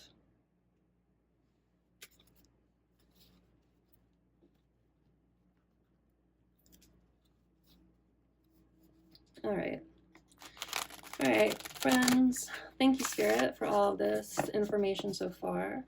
Can we start to dive deeper into this energy? So what's been going on for pile 3 in the recent past when it comes to the situation? Death is still on the bottom. So again, like a chapter, something needing to end in this situation. Again, in order for something new and brighter and better and beautiful to emerge. So what do we have, Spirit? In the recent past for pile number 3, what's been going on? Ooh, didn't even have to finish asking that. The Hermit. So I feel like you guys have been in a period of reflection in the recent past. Like, I feel like everything that I've been saying to you guys is not anything that you haven't already been aware of yourself. Because I feel like you have been thinking about this. Could be very intuitive as well with all the moon imagery that I've been seeing. But definitely been in a period of reflection over this in the recent past, like pulling your energy back from others and, you know, spending some time in isolation, but it's been in order to gain wisdom for yourself. And again, like go through this sort of ego death. What else do we have, Spirit, for pile number 3 in the recent past? What has been going on for pile number 3 in the recent past? 5 of Wands, conflict, competition, clashing perspectives or ideas. So there's definitely, I mean, could have felt like you had competition for this person's affections even. If you know, this resonates for you as a love reading. There's definitely been some sort of conflict or competition. Someone, you know, not being able to see eye to eye with somebody. And that might be why, you know, this competition energy is popping up. Because you just haven't been able to see eye to eye with this person. You just have different perspectives or ways of looking at the situation. I think maybe you're wondering, or you have been wondering, if there's ever going to really be a chance to see things from the same perspective for both of you. Or maybe it's best if you just, leave it behind. I think that's maybe what you've been wondering about. One more card, please, Spirit, for pile number 3 in the recent past. What's been going on in the recent past for pile number 3? 7 of Cups. So I see this imagery and immediately I think of pick your poison. But the 7 of Cups, this person definitely could have made you feel like an option in some way, shape, or form. It left you feeling emotionally overwhelmed and like you couldn't see the truth of the situation because you were so caught up in your own feelings. But I feel like this person definitely made you feel like an option and left you 51:15 on my timer, and kind of left you wondering like, well, I don't know what choice to make now because I'm just so emotionally overwhelmed by everything that's been going on. Again, this is in the recent past. So this is just what's been going on for you guys in the recent past. You definitely could have felt like there was competition for this person's affections and you were choosing not to see the truth of it because you were caught up in the good feelings of it. But I think right now you are, like in the present moment, you are feeling fired up to choose differently. And maybe this reading is meant to give you that sort of kick that you need to not stay tied down to the situations that don't prioritize you and that cause you nothing but like conflict and stress.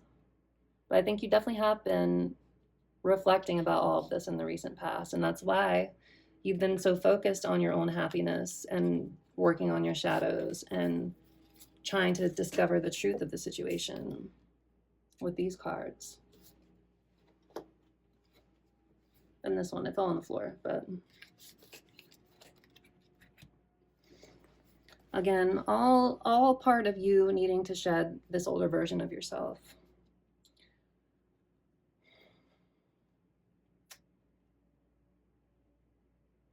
And this doesn't necessarily have to be a love situation. I mean, they definitely could have put you in a third-party situation with another person, but third-party situations can also be work-related. They could be family, like opinions getting in the way or things like that.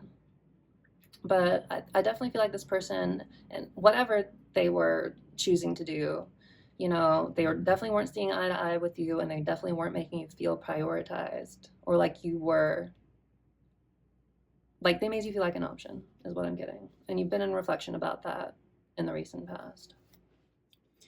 So thank you, Spirit. What's been going on in the present moment for pile 3? What's going on in the present moment for pile number 3 when it comes to this situation? That one didn't want to come out.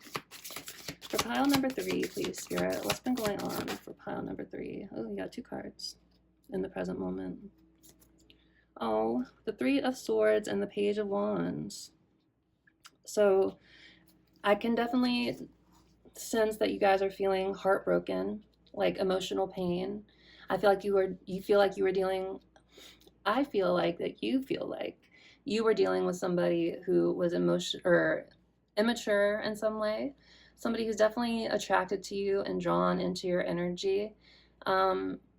But they just don't have the maturity to really handle you in the way that you deserve and that you need. I feel like this is also like you feeling inspired to do that tough healing work and face your own shadows here, because I think you do realize the ways in which you've been keeping yourself stuck in this situation. So I do feel like you've been very much channeling your own energy and just very curious and, you know, like learning all the intricacies and the ins and outs of your own wounding, because this pain, whatever you're going through, is leading you towards growth. It's all about just continuing to do that work. So eventually you're healed enough to where you can choose better for yourself. The Lovers, but this was definitely an intense love connection, love situation. You could have felt just like a really intense bond with this person. But this is a love that's not easy for whatever reason. It could have been because of this other person's wounding, or it could have been because of yours. I mean, it's probably because of both of your woundings, to be honest. But this is all about having to make a choice as well between your head and your heart. And I think you know, again, the truth of this. You're just choosing to keep those rose-colored glasses on because it might be a little bit easier than really facing the truth. Queen of Swords, but you definitely, 55, 44 I just saw, but you definitely have a keen eye. Like, you are able to see the higher perspective of this. You are kind of cutting through any sorts of lies and confusion and illusions, and starting to have firmer boundaries for yourself. The Hierophant. But yeah, this was a spiritual lesson for you. But I definitely do feel like, again, you felt a really strong spiritual bond with this person. Or you still do, because this is you in the present moment, right? But this was a lesson. You could have even wanted to commit to them with the Hierophant. But again, this was a spiritual lesson for you, so you could start to have better discernment and clearer boundaries. And the Ace of Swords, yeah, and it's led you to this realization, this sort of aha moment. Again, cutting through any confusion and clarities. A lot of Swords energy. So I feel like you guys have been in your head a lot recently. But okay, thank you, Spirit. One more card, please, for pile number 3, for what's been going on in the present moment.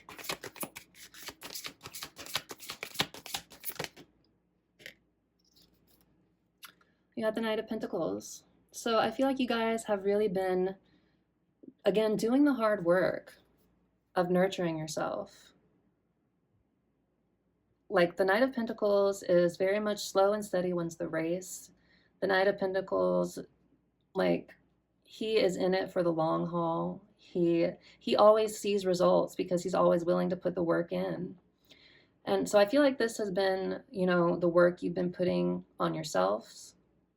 Like, the Knight of Pentacles, he's the only knight in the deck that's not moving at all. And so it might feel like, you know, progress is stalled, or like you aren't making any progress towards your goals at all. But things are always happening underneath the surface when it comes to the Knight of Pentacles, because he's already done the hard work of planting the seeds. It's just waiting for them to sprout. So the Knight of Pentacles might not have been able to see his results yet, but he trusts that they're coming because he knows he's done the hard work. So I definitely feel like you guys are taking action. You guys could definitely be trying to build something up for yourself. But I think a lot of this is having to do with like doing the slow and steady work of really doing your healing work. And I feel like, yeah, it has felt slow for you guys. You have wondered if any of this work was really going to pay off for you. But Spirit is saying, as soon as you pass this next test, you're gonna find that you're about to be blessed in a lot of ways with wealth and abundance. So like, all the hard work you are doing right now is going to pay off in the near future. You just have to keep doing that work. Keep getting to the heart of that situation. Don't be blinded by naivete, whatever. You guys know what I mean. See the truth of the situation as it really is, not how you wish it could be.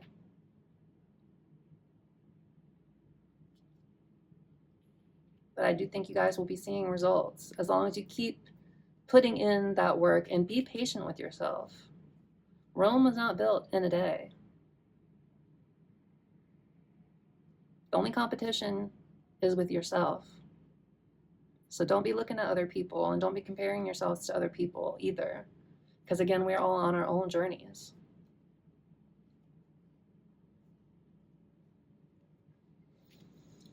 Okay, what's going on in the near future for pile number 3, Spirit? In the near future of pile number 3.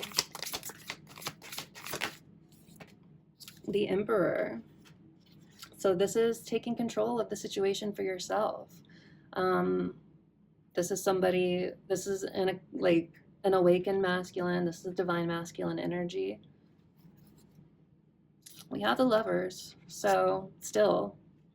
So this could be about somebody else finally coming in Emperor energy, because you've been doing this hard work of healing and doing the things that you know you've needed to do for yourself.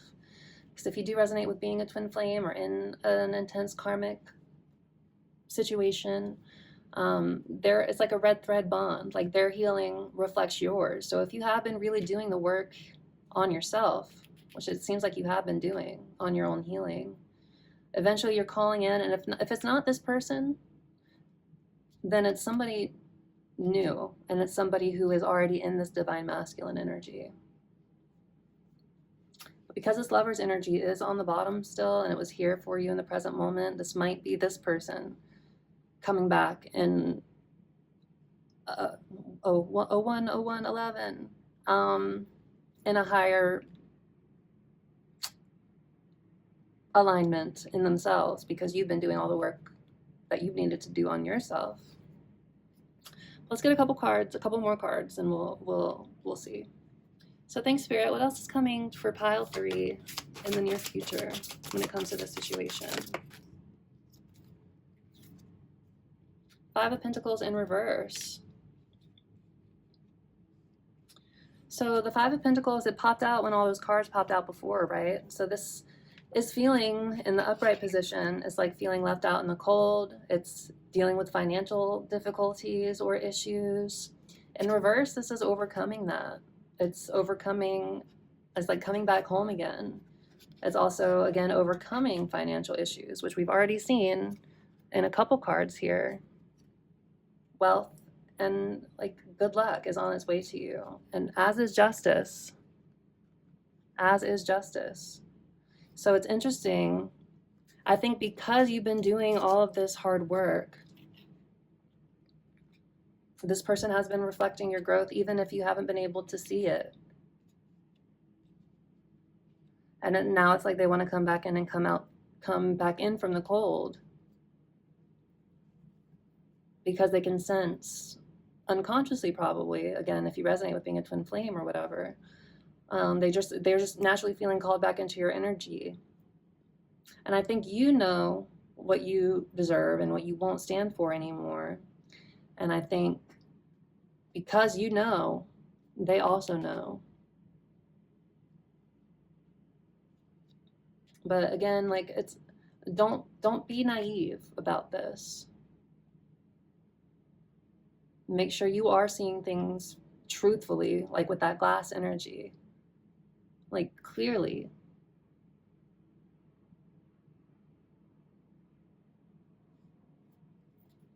Okay, one more card, please, Spirit, for the near future for pile number 3.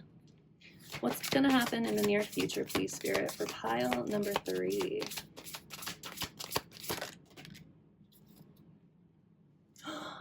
The Empress and the Emperor. You got the Emperor and the Empress together, and we had the Lovers. Ooh, they're still on the bottom. So I think this collective in particular is very much calling in divine union by, healing your own abandonment wounds.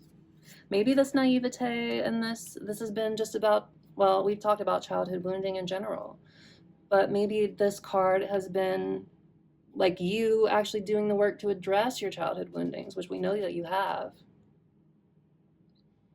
But again, it's not letting yourself be taken for a fool anymore. Like, you know your worth, you know your boundaries, you know what you will and won't accept, and you know that you only deserve the best.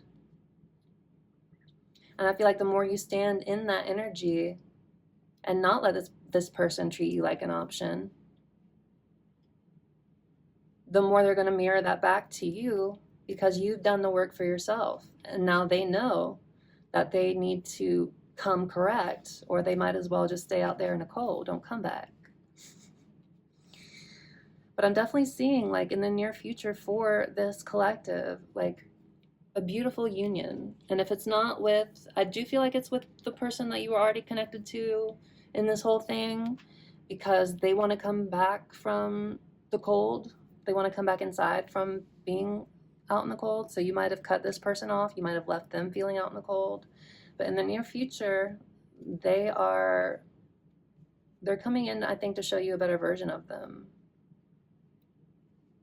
You might feel like there's competition still because maybe they made you feel like an option in the past.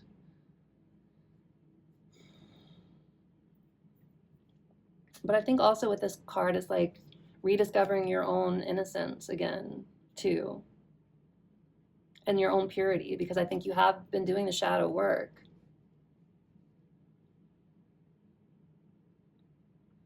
It's just choosing not to keep yourself stuck in old cycles where maybe you weren't seeing the truth of things in the past, but now you have been, and you know the part that you had played in this. And so that's why you've been so focused on your own healing and fired up about the things you have going on in your own life, because you've been doing that hard work of nurturing yourself. And no energy is ever wasted, universally speaking. Like, it all comes back to you some way, somehow. And I think because you've been doing this hard work, and maybe for a long time, like, it's all going to pay off. It is all going to pay off. Like, not only are you guys going to see financial success soon, but I think you are going to see union with your person, or somebody better, somebody more aligned for you if you don't want this person anymore at all. So you guys are doing all the right things. It's just making sure you're not keeping yourself stuck in old situations purely because of the feeling. And I don't think you are. But love and relationships, like, it's more than just feelings in order to make something successful. It's both people choosing to show up even when it's hard to do. And I think in the past you were ready to show up, even though this person wasn't prioritizing you and you guys weren't seeing eye to eye. But I think, you really pulled your energy back and started focusing on yourself and overcoming conflict and communicating your needs clearly, tending to that inner child, like refusing to stay stuck in naivete. And you've done a lot of growing up, is what I'm getting as well. And so you're fired up and you're focusing on your own stuff. Even if you do still have these feelings for this person, you're not letting them cloud your own judgment. But yeah, in the near future, beautiful energy of union and overcoming scarcity and lack and all of that beautiful stuff. Like, divine union for sure. So that's beautiful. I'm happy for you guys, pile 3. Just keep doing that work. Keep doing that slow and steady, sometimes painful work. Stay curious about your own traumas and how they got you to this place where you were settling for less than you deserve, where you were wearing rose-colored glasses because you just wanted so badly to make this situation work. I think this is the collective who finally did the hard thing of choosing themselves. And like pile 1, it seemed like they have learned a lot, but they needed to finally stand up for themselves. Pile 2, it felt like was just going through the beginning stages of, being like a dark night of the soul almost because of everything. Like, I feel like you guys have already been through the toughest parts of this journey. You've done the reflecting. You've done the inner child work. You've done the healing. And now, because you've done all that, like, you've balanced your own internal masculine and feminine. And that could be what this is about too. If it's not about this person, then it's about you guys coming home to yourselves and being in balance with yourselves and being able to make that next move from a complete empowered place, because now you know that there's nothing outside of you that you need in order to be this successful version of yourself. And because of that, and because you're willing to stand alone if you have to, that's what's calling in this person in a higher, more aligned state, or someone else who is in a more aligned state. So kudos to you guys and all the hard work that you've done. This is not an easy journey, but the payoff is so worth it in the end. But you just have to pass one more test, is what I'm getting.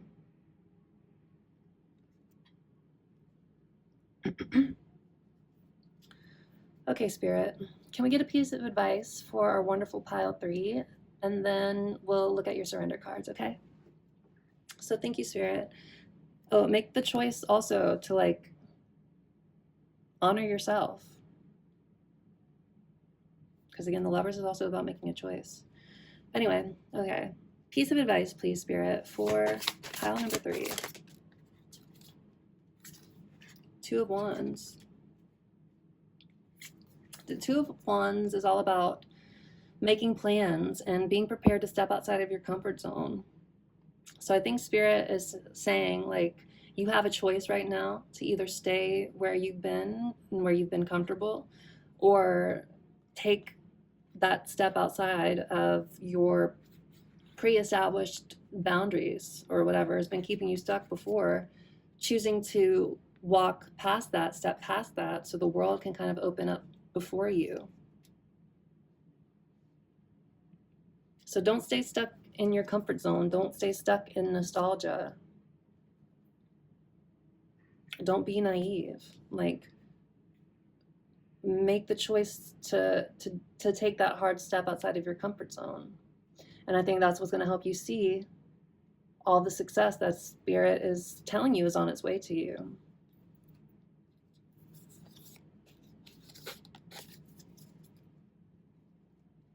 Anything else, Spirit, for advice for pile 3, 1222? Any other piece of advice that you have for pile 3, Spirit? King of Swords. So we saw the King and Queen of Swords as well. This typically indicates like counterparts that aren't in contact, but this sword is up. So I feel like this person is going to come in soon and try to send you a message or something. But your advice is to make sure you are staying logical about the situation. Again, to make sure you are cutting through any kind of confusion or illusions that are keeping you stuck. See the higher perspective of the situation from both sides, but don't let anyone take you for a fool. Stand strong in your boundaries, stand strong in your worth, and if people are stepping to you in the near future, make sure that they know that they need to be accountable for whatever may have gone on in the past. But hold firm to your boundaries, hold firm to your strength. And again, don't suffer any fools, my beautiful friends. So don't stay stuck where you've been comfortable. Take a step outside of your comfort zone. And again, stay logical about it. Stay true to yourself. Stay accountable to yourself. And keep others accountable for how they treat you and how they step to you. Because you know your worth. Because you've reached this inner union already. And so, if this person isn't going to bring you what you need, that you could go out and find someone else better or better suited to you. But yeah, be honest with yourself as well about where you've been keeping yourself stuck. By maybe not choosing to see something without rose-colored glasses on. But yeah, that's your advice, my friends. Now, without further ado, we're going to look at your surrender cards. But first, block third chakra. So if somebody's coming in, it could definitely be trying to figure out the right thing to say to you to try to make amends. But if you made it this far, if this reading has been resonating for you, hi collective! I'm so grateful and I appreciate you all for being here. Please consider liking and commenting and subscribing if this reading resonated with you. I'd love to hear from you. I'd love to hear how this hit for you guys, if it hit for you guys. And yeah, I'm just trying to build my community here on YouTube. And if you resonated with this, then it's likely that you will resonate with other readings that I do in the future. So yeah. I would appreciate that, but no pressure. But yeah, without further ado, let us go over your surrender cards. So now that we know everything that's been going on, let's see, what can you surrender to? So surrender to spirit. So once you've done everything you can to achieve a goal, turn the situation over to the divine. Let spirit work its magic for you. Your next card is surrender to complete healing. So open fully to the loving, compassionate forces of the universe that support your physical, emotional, and spiritual healing. Next, we have surrender obsessive thinking. So if you're obsessing about a person or situation, turn the dilemma over to spirit. Doing so will help you bring clarity or even solve the problem. I saw 011616 on my timer. Surrender to your soul's path, your mission. Your life's journey has been perfectly designed for your soul's growth. Embrace every lesson and every moment. Next, we have surrender the drama. So no matter how emotionally charged the situation, remain calm and don't contribute to the drama. Staying centered will help resolve the issue more quickly. Got a couple more. Surrender to silence. So in quiet meditation or contemplation, let go and enter the stillness within. Silence can heal and replenish you. And then we have surrender your need to always be right. So give others the gift of letting them be right. Be yielding, not rigid. This will help resolve conflicts and improve your relationships. And then I wanted to look at a couple on the bottom, like we've been doing for these other oracles.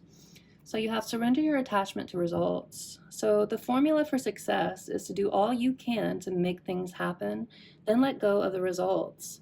Holding on too tightly to a desired outcome can sabotage it. And then surrender to your full power. Look, this lion again. So your life is calling for you to step into your full power rather than playing it small. So don't keep yourself stuck in place. Don't keep yourself small. It is imperative for you and your life's journey, and also for the world, for the light that you are meant to anchor in, that you surrender to your full power. Find that inner balance between your inner masculine and inner feminine. Come into full alignment with yourself, and that's going to help you fuel your next steps forward. Where I think, again, you reach inner union and heal all of the financial issues maybe you've been having by coming back home to yourself.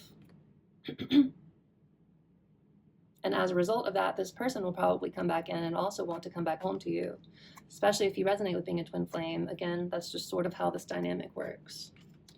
One more. Surrender to the beauty of the natural world. So if you're feeling stuck in place or like you need to ground yourself a little bit, look to nature to help you. So take a relaxing break and spend time in nature. Replenish yourself by feeling the beauty and the ecstasy there. Always a good reminder.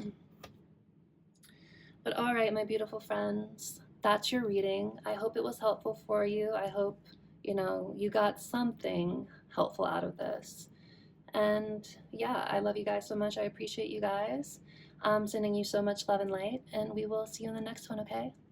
All right. Take care.